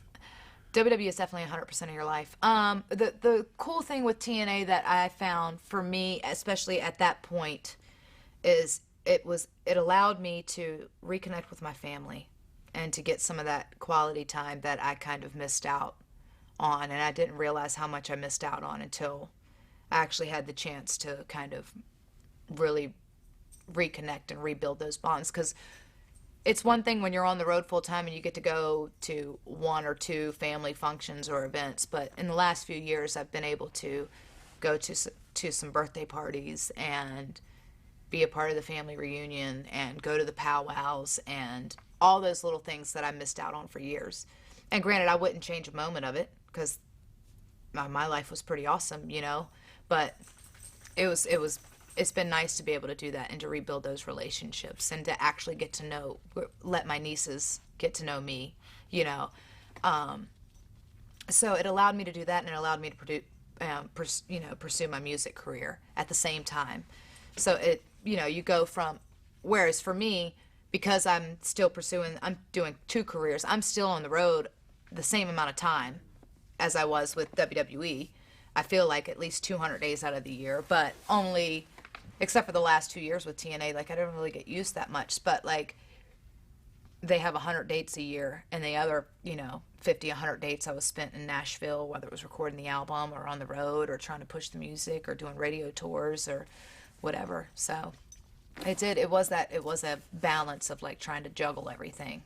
Whereas before I was burning the candle at both ends of the middle. Do you feel like you have the time to be a successful music act and a successful wrestler at the same time? Or do you feel like you have to keep struggling at both, hoping one takes off? Well, I feel like my wrestling has taken off in enough aspect. Obviously, I'm not satisfied with where I'm at right now. You know what I mean? Like I don't want my last ever match on TV to be in a match like with ODB for the championship where I couldn't even say goodbye to, because nobody knew, to any of my friends. And that's certainly not the level that I would like to say, okay, that's it, as far as my television career goes. But I really, it's kind of, the ball is out of my control. You know what I mean? Like all I can do is keep plugging away and persevering and do whatever I can. There probably isn't enough time, but sometimes you just got to make time. And I am going after both, wholeheartedly. When I said that last question, it came out the wrong way. I know, and I was like, no, that's not what I meant. Yeah, take your foot out of your mouth. Yeah, let me take my foot out. Let me ask it again, and you'll give me the answer I was looking for. So, do you ever feel like wrestling pays the bills? You've built up your name. You can go. We're talking about. You can go to Nashville, New Jersey, New York, and you could take the money and keep going that way. You might end up back working for Vince. You might go back to Dixie. We can hope. Whatever happens, like right. I mean, wrestling's there for you. Do you feel like going back to wrestling in some way impedes your ability to become a successful music act just because of time? Obviously it does take away from, it's not like it's not like I can just sit there and give up everything. I mean, I still have bills to pay, and I still have, day-to-day life. And obviously at this juncture, I'm still plugging away. I'm in the music side. I'm pretty much, at least since I released my first album in 2010, I've almost started back at the indie scene in the wrestling business, like from that square one of grassroots trying to make it, and that's kind of where I'm at, and I'm slowly starting to build that credibility and that notoriety behind me in the music. And I feel like, hopefully, just as in wrestling, if I just keep plugging away and pushing forward, something magical is going to happen, and that's how I feel like I've been able to get signed with the label, and my fan base is continuing to grow, and I was able to put out my second album and the music video, and we're already talking about a third album. And it may not be millions of numbers and millions of dollars, but if you just keep plugging away And a lot and of people keep don't pushing. know this, but you poured a lot of your own money. You invested in yourself in your music career. My entire WWE savings, I have spent pretty much every dime in trying to put and putting that first album out, and even putting this. Music videos are very expensive to They shoot. are like, I don't think that, yeah. So, I mean, I have my retirement fund. Can't touch that till I'm 60. Right. But But it shows how much you believe in yourself too. yeah, well, I mean, if I can't invest, that's the thing, is like, if you're not willing to make that sacrifice to invest in yourself, how do you expect anybody else to? Whether it's time, if you don't believe in yourself, then you can't expect anyone else to believe in you. It's kind of like when you started, when we were talking about the struggle, and the parents said, well, maybe you should be thinking about something else, and you don't give yourself a Right. second option. Yeah. I mean, when you pour all your money into your new career because you believe in it, you don't give yourself a second option but to succeed. Right. Well, that's not exactly true, but Well, we you know, hope, anyway. We hope. It's the mentality. Prayers and fingers crossed, and I just want to go through, because I know a lot of people will read me if I don't talk about some of the specifics of your TNA career. So I wanted to just maybe touch on a few things. Talk about some of the matches you had with Gail Kim that stood out for you. I think it was cool to finally be able to work with Gail, because prior to TNA, there was only one other match that we actually wrestled on TV. And again, that match was a hot mess on WWE TV. And that was one of the matches where I was telling you about, like, as we're going through the day or whatever, we originally had 8 minutes. Mm-hmm. And then we get to Gorilla right before we're getting ready to go out, and we're cut to 4. And we both just, because we had been looking forward to this match for so long, and we were super excited about it. The fans had been looking forward to it. They had, it was one of those things of like, obviously we shouldn't like cater to what everybody's talking about it, but we were just as excited, I felt like, as the fans. It was a women's dream match. I felt, and we totally dropped the ball on it, because we, at the, pressure, last minute, time cut, we just kind of, and it wasn't until the very end that it just went to, I don't know what happened. It was like, what's happening? So I felt like we were able to reconcile that in our matches with TNA, and she's an incredible, wrestler, and so we were able to come up with some cool different types of matches, I think that also that you don't really see, and combine our two styles and characters enough to be able to do something fun and unique. And it was fun, because I love Gail to death, and she's very serious, and she's very serious about wrestling, and I am serious about wrestling, but I also joke a lot, mm-hmm. which can be, that's why I think Lisa and I get along so good, is because we joke half the time, like, we're just being absolutely ridiculous. It's just my way to kind of like get over the stress and get over the nerves of just be stupid.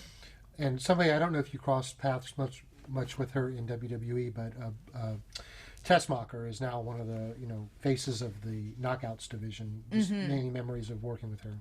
I recently had a chance to, she's grown a lot as a performer in the ring, even since I've been there, and I know that she had kind of like made it a focus to go train and really focus on her wrestling ability.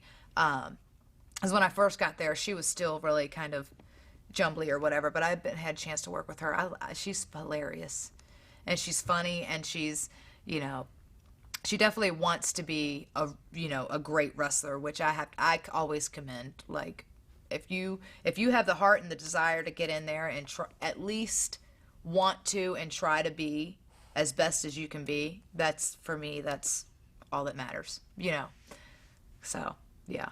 We had a babyface match recently, which was funny, because, she, stylistically, like, I'm trying to keep it, like, to tell a great story, but keep it, like, not too crazy to where, I don't know. I don't know how to say it. Like, so it's not too, like, complicated, but we can still tell a great story, but she can still do her fun booty shakes and, Because a girl like that can at least get over initially because of her looks and... Oh, yeah. But to stay in the wrestling business, you have to be able to back it up. And I think that's literally... That's right. I didn't even say that. Well, I think that's the common thing with any level, anywhere. Like, you can originally get over on your looks and be the hot girl, and if you're just a valet and as you're growing as a performer.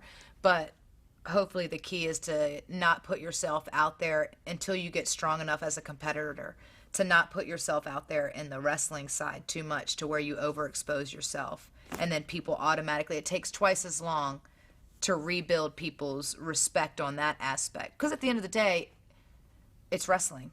Like, sure, it's entertainment, and sure, it's, we're girls, so perhaps the bar isn't set quite as high, but for me it is.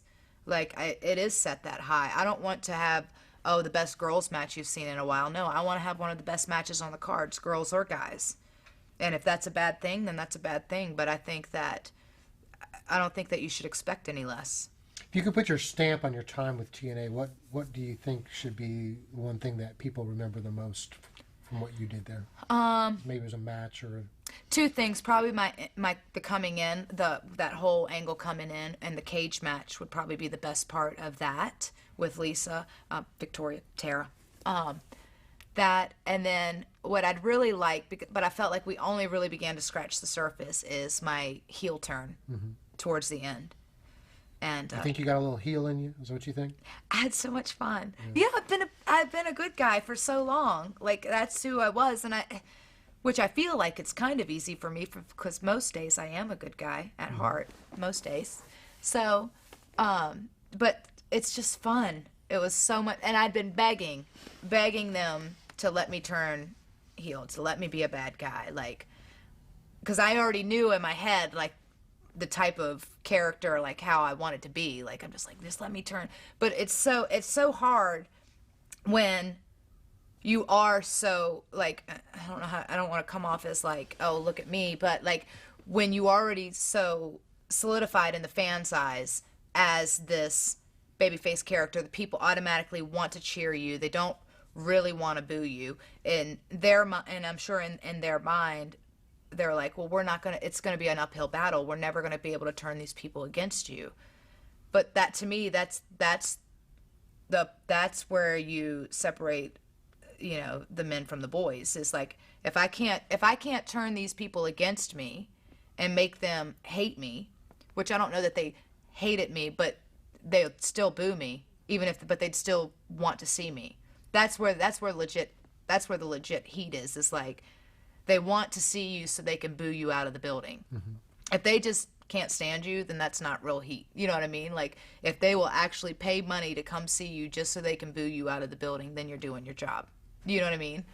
And so... And it must be stimulating as a performer to be able to play a different role than you're comfortable playing. Yeah, and to do something fresh and something different that you haven't done or you haven't seen in a long time, Just added this new layer to me, and I was so excited. I was having fun with it. So you were unable to agree to new terms with TNA. It seems to be you're part of a wave of people who are not able to come to terms with a new deal. To come to an agreement, yeah. Just maybe not so much specifically your situation, because I mean it's always about money. It's not enough money, not enough time off, whatever it is. What do you think of this wave of people that have been a big part of TNA now that suddenly seem to be leaving one after another? Obviously. It's kind of sad in a sense, especially for certain people like the AJs who have helped build that company from day one, or, Jeff Jarrett, who obviously is the founder of the company, and to see that, for me, I feel like, okay, yeah, perhaps it is a bit sad that I didn't get to re-sign, but the way I look at it is everything in life has happened for a reason, and everything, I've not seen it at that moment, but it's been a blessing in disguise further down the road. And sometimes it took me a while to see it, but all I can do is like just kind of go with it and roll with the punches. And yeah, it's sad we couldn't come to terms or whatever, but I'm not going to sit here and cry over spilt milk, that's for sure. What do you think TNA or any other group has to do to be successful? I mean, WWE is the industry leader. Right. What does TNA or anybody else have to do to have a place in pro wrestling where they can be financially feasible? I mean, it's not just some guy throwing money at it because it's a hobby. Right. I think, in all honesty, to truly be successful, and this, obviously, my opinion is worth exactly, what you're paying for. 2 cents more than mine. Go ahead. It's, they have to stop comparing themselves to WWE and just be their own entity without trying to think of like what WWE's doing on television, the style that they're going with, the characters they're developing. They are a global phenomenon, and they will always be that global phenomenon no matter what you do. So all you can do is just be you and be different and try to provide something that's special and unique enough that it isn't even comparable. You know what I mean? When you try to compare yourself to them, you will always be number two. Whereas if you try to just be your own thing and just do what you do, then that's all, you know what I mean? Then you're not even trying to compare yourself to them. Sure. So it's like, I feel like it's better to be looked at as number one in your own world than number two in the big world. Do you think Dixie Carter did everything she could to help you in terms of your music career? Probably not, no. But I don't think that, because I didn't want to give up. It was a catch-22. I'm like, no, I don't feel like that she did everything that she possibly could. And in fact, like, there's like little things like she had Montgomery Gentry come in and then they shot a video, and then they chose Velvet to be in the music video. And I actually got in a music video based on my label. It was the Bucky Covington Shooter Jennings video. My label had me get involved in that. But I feel like because I didn't, and I don't blame, I'm not sitting there like, I thought Velvet did an amazing job in the video. I'm not sitting here. But I think that because I wasn't willing to give up complete control of my music, you know what I mean? Because I really wanted to have that balance of, yes, to be able to utilize the platform that I had to be able to promote my music in some aspect. But I wanted to keep it separate enough to where it was still credible and could stand on its own. If that makes any sense. And I don't know what I'm doing, and I don't even know if I'm doing it right, but I'm just continuing to plug away. And maybe because I wasn't willing to, aside from my entrance music, give up the rights to or, allow certain things, that it probably affected how much she was willing to help, in a sense. Sure. But in some aspects, you've been blessed with your intellectual property rights. I mean, the fact that WWE used your real name instead of, another name. I was really fortunate about that. Oh God, that was awesome. I mean, what you're talking about, which a lot of people may not understand, is Dixie probably would have given you much more help if you were willing to let her share in the profits of your music. Right. Give up those intellectual property rights, which, as an artist, is the one thing that you don't ever want to give up. Right, because you're not really making, let's face it, anybody in the music industry isn't making the money that they were making 10 years ago, because people are illegally downloading music. They are just YouTubing it, or, they're they're going on, Pandora or Spotify or any of these cool outlets, but people don't sell full-on albums hardly anymore unless you have a massive, massive fan base, which you absolutely deserve, the Mileys and the Rebas and the Metallicas and the, even Taylor Swift. Like, their fan base is so huge that they are going to do great, but most people are only downloading singles, like one song. Mm-hmm. So one song may sell awesome, but the rest of the album, people now, they don't even hear half the music. And you can't give up the rights to the one hit, because you may not have one that matches that. Right. But they were cool enough to, like, they played my music video. They started, right before I left, they started playing my music video before the shows. So that was cool. And they still sold the albums at the merch tables and stuff like that. So they were very helpful in some aspects. But, I probably didn't utilize them as much as they didn't also push me. You know what I mean? So again, this goes back to the dilemma where it's talking about time. Let me just give you like one of those forced choices, because I'm not going to let you give me an answer in the middle. So you could have 5 years of a successful WWE run in your next 5 years, or you could have 5 years of a successful music launch, really blown up. Maybe 5-6 album deeps, live touring, and you have to choose. That's messed up. You can't have both. It's an F, marry, kill type scenario. You have to choose. I have to choose? You have to choose. That would be the hardest decision in the world. Why can't I have both? I really can't choose. Because the question wouldn't be as entertaining. I think And That's this isn't a messed up. slight on wrestling, but I think it I would be would your choose. music. Because I tell you why. It's because I have achieved in wrestling, except for really, you know, being able to have that last WrestleMania moment, or to be able to say, you know, to end my career the kind of way that I would envision and I've prayed for and that I've hoped for. I've done a lot, and I've been very blessed and very fortunate, and I surely wouldn't be ashamed if that's the way my legacy kind of ended in the world of wrestling. But I've only just started to scratch the surface in music, and if there was a way to kind of, that would be like the hit in having that WrestleMania moment in the world of music. So yeah, because I mean that's yeah. It seems like no matter what, when I meet particularly females in wrestling, they're really the artists, and they're guys too, but they're artists, and it's always like they're never happy with what they've accomplished. They're never like, oh yeah, I was fine, I'm good, I can retire now and be happy with whatever. It's always they want to do something new and exciting and creative. And for you, it's music. Mm-hmm. And you've had that music bug in you since the violin days of when you were probably a teenager playing the violin. It was more orchestra music then. Mozart. So we've gone from Mozart to country. Yeah, Southern rock. Okay, is Country country a bad rock. term to? No, I don't think so, because it is. There's like, especially with my first album, it was very traditional kind of mainstream country.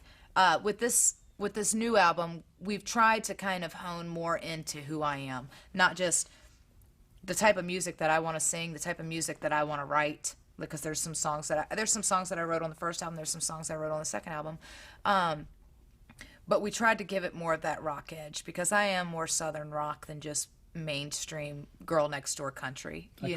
Who's your biggest influence, would you say? Oh gosh, I love Reba, and I mean, I love, you call like, Reba country? Southern? Reba's definitely country. Okay. Yeah. I was going to say, you're not saying she's Southern rock. No, not at all. Okay. But I do love, I love Reba. I love, Tim McGraw. I love all kinds of music. I love Metallica. I love Snoop Dogg. I mean, I've listened and loved everything, but if I had to listen to one style of music for the rest of my life, it would be like Southern rock type of, Leonard Skinner to Rolling Stones to the Eagles to Journey, like that whole era, Stevie Nicks, all of it. That's so kind of like with your struggle when you were a rising indie wrestler performer waiting for that first contract, you kind of do these shows, and it's nice because you have a wrestling fan base to at least start with. Right. When you're tonight we're doing a country music show, a Southern rock show with Mickie James, Southern country rock. How right about here that? in Charlotte, and I mean inevitably, probably a large base of that audience is going to be wrestling fans. Yeah. It's nice to have them, but we're trying to create the fans of the music. Absolutely. Well, and it's awesome to have, because I feel like for the most part, my fan base, or my fans, James Gang, whatever you want to call them, they've been supportive day one of anything and everything that I do. So, and I'm grateful for that, because they're going to support me no matter what. And obviously it's really great to have that loyalty, that fan base or whatever, in order to try to help launch and build a fan base in the music side. But let's face it, like, not all wrestling fans are country music fans, or even fans of the type of music, whatever you want to call it, that I sing. But for some of them who either what I found is, like, even though you put it out on your social media stuff or whatever, people don't really pay attention. They don't. So there'll be times when people, even still right now, I've been tweeting about it and put it on social media for 4 years now. I have no idea that I even have one album out, much less two. So it's like, really? Like, okay. But, so you're still kind of building that awareness, and hopefully, like, if they get to, what I think the cool thing is, like, when they come to the show live, it's way different than just hearing the record or, hearing it on the radio, or however you've actually heard maybe at least one song, because then you are a part of the show, and it's still that, like I said, that grassroots style where we've performed in front of, like, I don't know, 3,000-4,000 people, and we've performed in front of 100. So it's still like it's like the indie scene all over again. Like just kind of. And it's like this is the first time I'm going to get to see you in a live concert. Oh, I hope I don't. And blow I'm not. It. And I'll tell you, I hope I don't blow it. my wife is a fan of country, but I am not a fan of country music at all. If anything, I'd say I'm not. The one type of music I don't like is country, but I'm interested to see Mickie James, the performer. Oh, good. I'm excited. Just kind of seeing Mickie James, like how she performs, because I think that's a big part of the live act when people go to see musicians. And I'll tell you, like, I'm a bit nervous about this show because it's really like the first time that I've done shows after wrestling events, but in separate buildings or in like, we've done a show in Atlanta where I was wrestling that night, and then we had a show at the Hard Rock later that night. And so maybe a couple of the wrestlers would come over, a couple of the people from the locker room. But like to do this, I find that even more nervous or like have more anxiety about it because it's your peers, the people that already respect you in one arena and now are coming to hear you for the first time in another arena with either already a preconceived perception of what they think it's going to sound like, or perhaps they're coming in open-minded. You don't know, right? Mm-hmm. But whatever you do that night, that's what they're going to walk away with, so I'm nervous. I hope I don't blow it. You won't blow it. I won't blow it. So you just went back. It's been a couple of years. You went back and you worked for the WWE and taught some of their young talent down in Florida, and got to see the Performance Center, and you also did an interview with WWE.com. I did. It's usually don't get to do those things unless they consider you in their good graces. Well, yeah, so I'm grateful for that. So hopefully I am in their good graces. So should the opportunity present itself and appear back on WWE TV, how much does your desire to be a successful musician weigh in on that? Whether I go back or not? I hope it doesn't I don't think. What do you mean weigh in? I don't think it weighs in at all. Well, I mean, because what we talked about is WWE is now a full-time job. Yes. Goes back to time. Yes. It's all about sacrifice, right? Mm-hmm. I mean, I don't know. Obviously, if I had the chance to be able to go back, of course. I mean, I loved my time there, and I would love an opportunity to kind of redesign my career ending there, if that makes any sense. And obviously a dream match scenario for a lot of fans would seem to be you versus AJ. AJ came in kind of with the same program that you started with, kind of being the stalker and stuff, and she is now kind of... Did she write it? I'd probably... If she did, joking. She probably didn't give 18 weeks of TV. I'm joking. I don't know there has been a ton... And to be honest, like obviously I've tried to catch up and play catch up with a lot of the television since I've left TNA. But even when I was with them and then I really didn't have as much time to kind of stay on what was happening. And I did notice, and it was constantly getting reminded of these comparisons between her and I, but I really didn't get to see it. And I felt like it was different enough to where it's its own. So, which is a good thing. But yeah, it seems to be that's what the fans want, really. I think that's what the fans want. You think so? Mm-hmm. I think you're telling the wrong person. No, things travel. No, that would be people put awesome. These things up on YouTube illegally, and people watch them. And I think another dream match scenario would be for you and Natalya, which is two of the most respected in-ring performers. Oh, thank you. And seeing what you guys could do. And I think you did get to. Did you? I got to work with Natalya maybe 3 or 4 times, in the ring as far as that goes, but never really fully one-on-one or like a legit program. Just and she's probably more in her prime now, and you're in your prime, so right. It would be awesome to be able to come back and do something special there. And obviously, I'd love the opportunity to be able to work with all the girls there, and really do something special, hopefully, with them all. But a dream scenario for you is you go back to WWE, you're on Total Divas, and they integrate your country music, Southern rock, into the Total Divas show. That would be a dream for me? Don't you think? It would be pretty awesome. No, that kind of exposure, you couldn't, you couldn't ask for better exposure than that. That would be really cool. Just put that in your rider when you're re-signing. And blue M&Ms. Blue M&Ms? Blue peanut M&Ms. Because I want my protein with my chocolate and my candy shell. Right. Yes. What impressed you most about the Performance Center? Oh my gosh. That place is immaculate. Like, the fact that they have all these tools. Like, you would, as a wrestler trying to break into the business, you would pray for half of this stuff to be at your fingertips. Like, we would cut promos in front of the mirror or in front of the handheld camera, the shaky camera with the VHS. Like, I'm really dating myself, aren't I? No. No, but that's how it was. And like, I mean, the technology, they pretty much have a live television, everything that you need to mold yourself into being a superstar right there at your fingertips. The only criticism I'll give it, and it's a very, very minor one, is that they're in kind of a shell. A bubble. A bubble. And their only ability to do live performances are usually the TV stuff, or you don't get that live feel. How much do you think that is essential to being a well-rounded performer?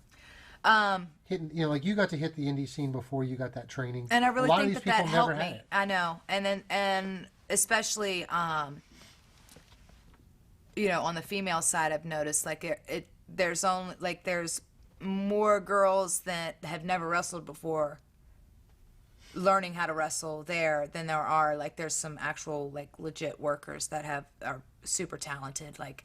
There's some girls there that I was mega impressed with. And even, one or two of them that actually had just started wrestling there, so it just goes to show you really never know.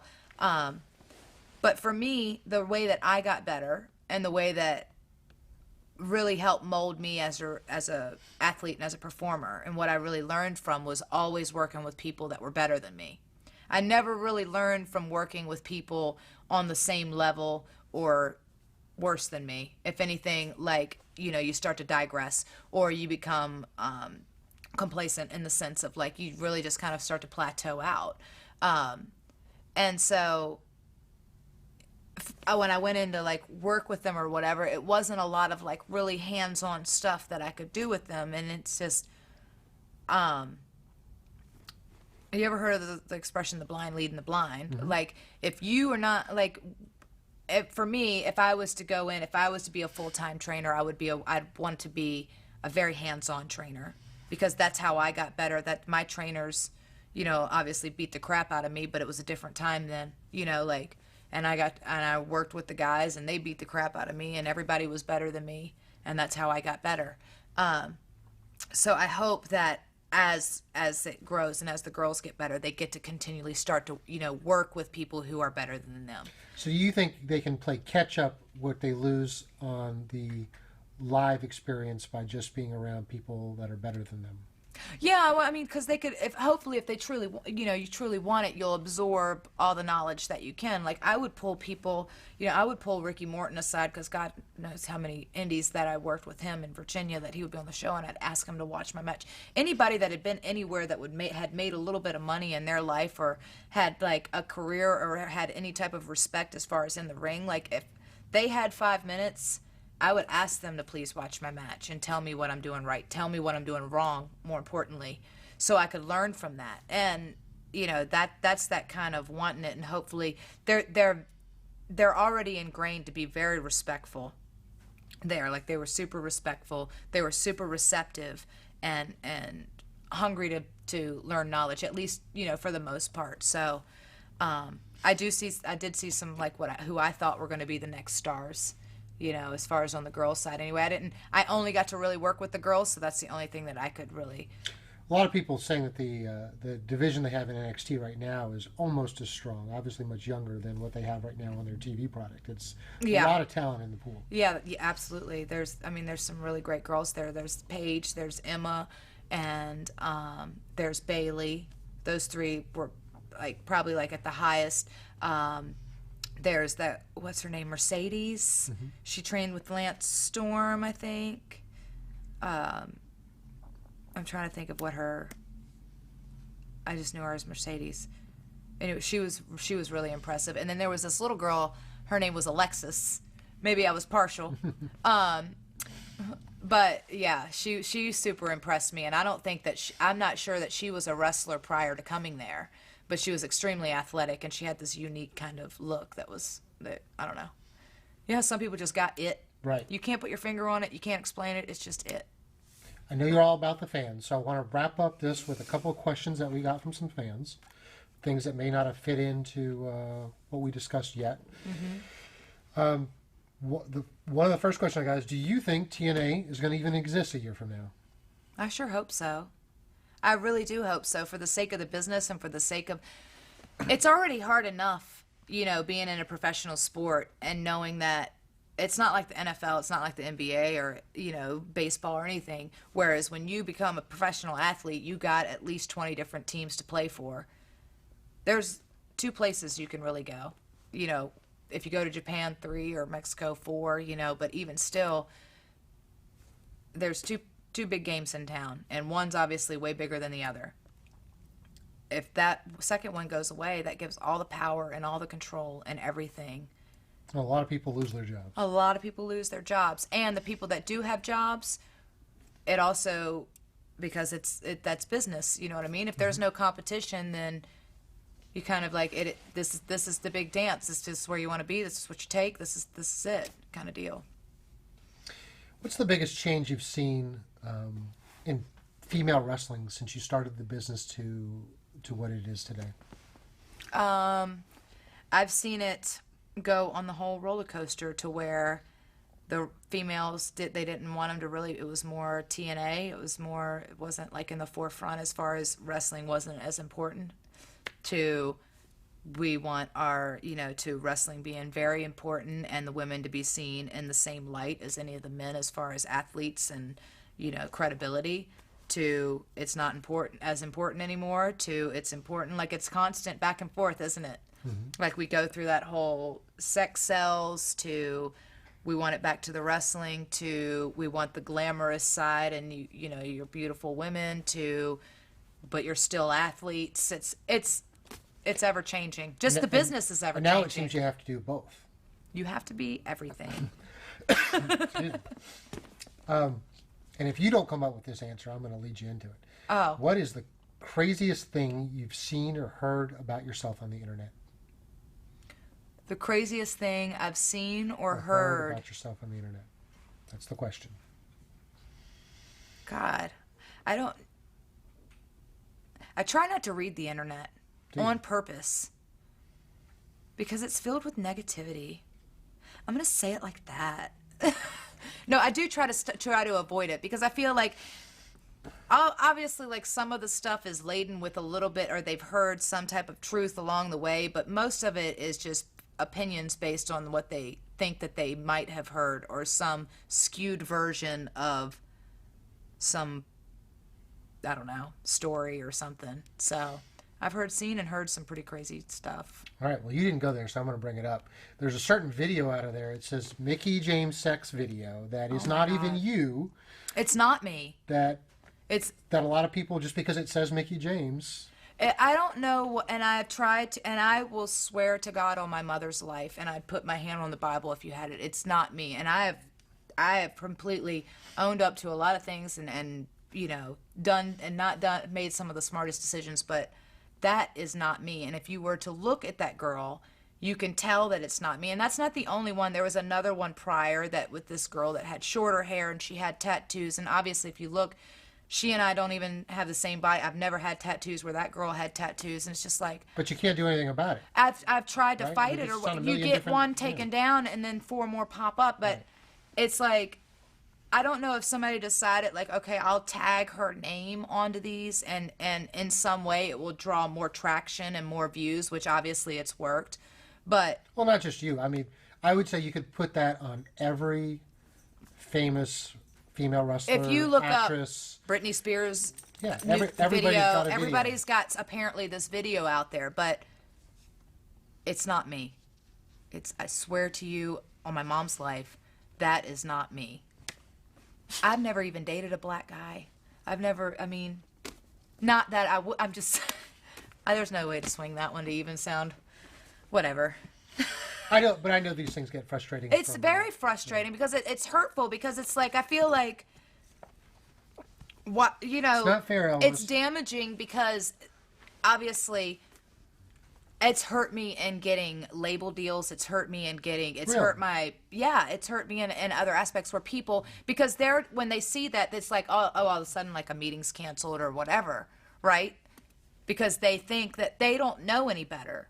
They believe because it's out there that apparently it is, when in reality it's not. And it's like, if something is true or whatever, I go, well, yeah, it is what it is, So, but it's frustrating. It's very frustrating. Let's flip it. What's the favorite? Let's talk about something positive. Best fan interaction you've ever had. It The must be best? a story or. Oh, what always would get me is like when there would be little girls and they would dress, and when I used to wear the skirts and like the bop around, like when I first came in, I would constantly get, and I still get it now and then, and I got it with the hardcore country with the t-shirts and they would dress up as me when they would come to some of the signings, and they would do my whole entrance or they'd sing my song, and those are the best because at the end, like I remember being that little girl, this avid like wrestling fan, like oh I love wrestling. I'd elbow my dad, so. That's the really cool side of it because those you see like, you know that at least one or two of those girls further down the road, you're going to see them and they're going to be the next star, So.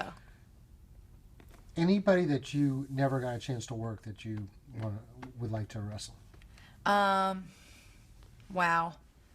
I would have loved the opportunity to work with, obviously, Sensational Sherry. Like, she's who I really, like, looked up to. Molly Holly.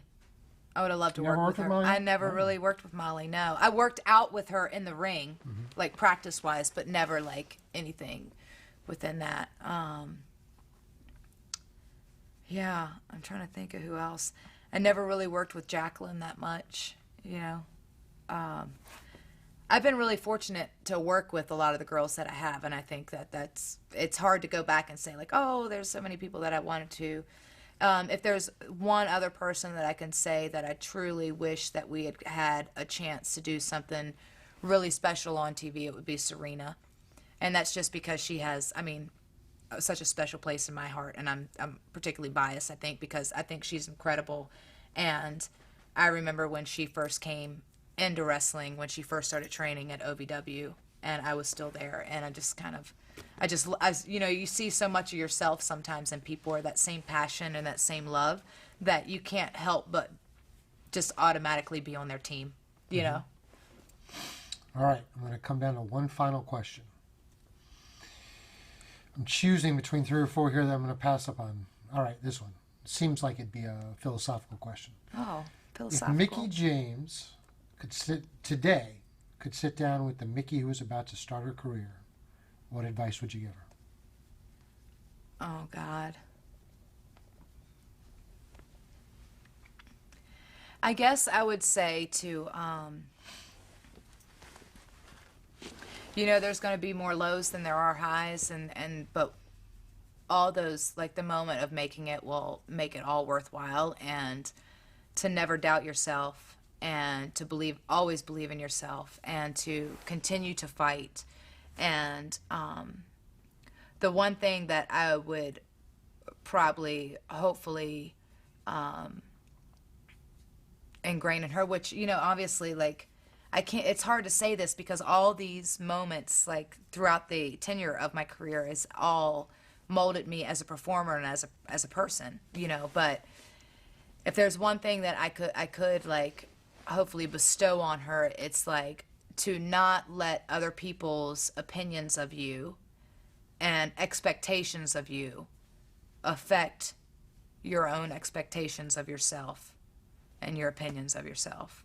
To not let them, construe or like even, because that's the hardest thing, is to maintain that belief in yourself and to believe that you're still good enough when sometimes not everybody thinks you are. So, yeah.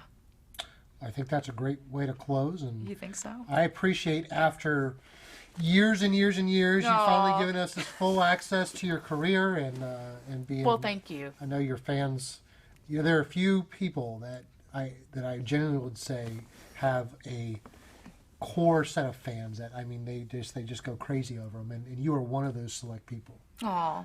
Like, I know there's Thank you. a crowd out there that There's are at Mickey least James 5 fans. people No, that it's love larger me than to that. death. I mean, I don't understand it. No, I'm just kidding.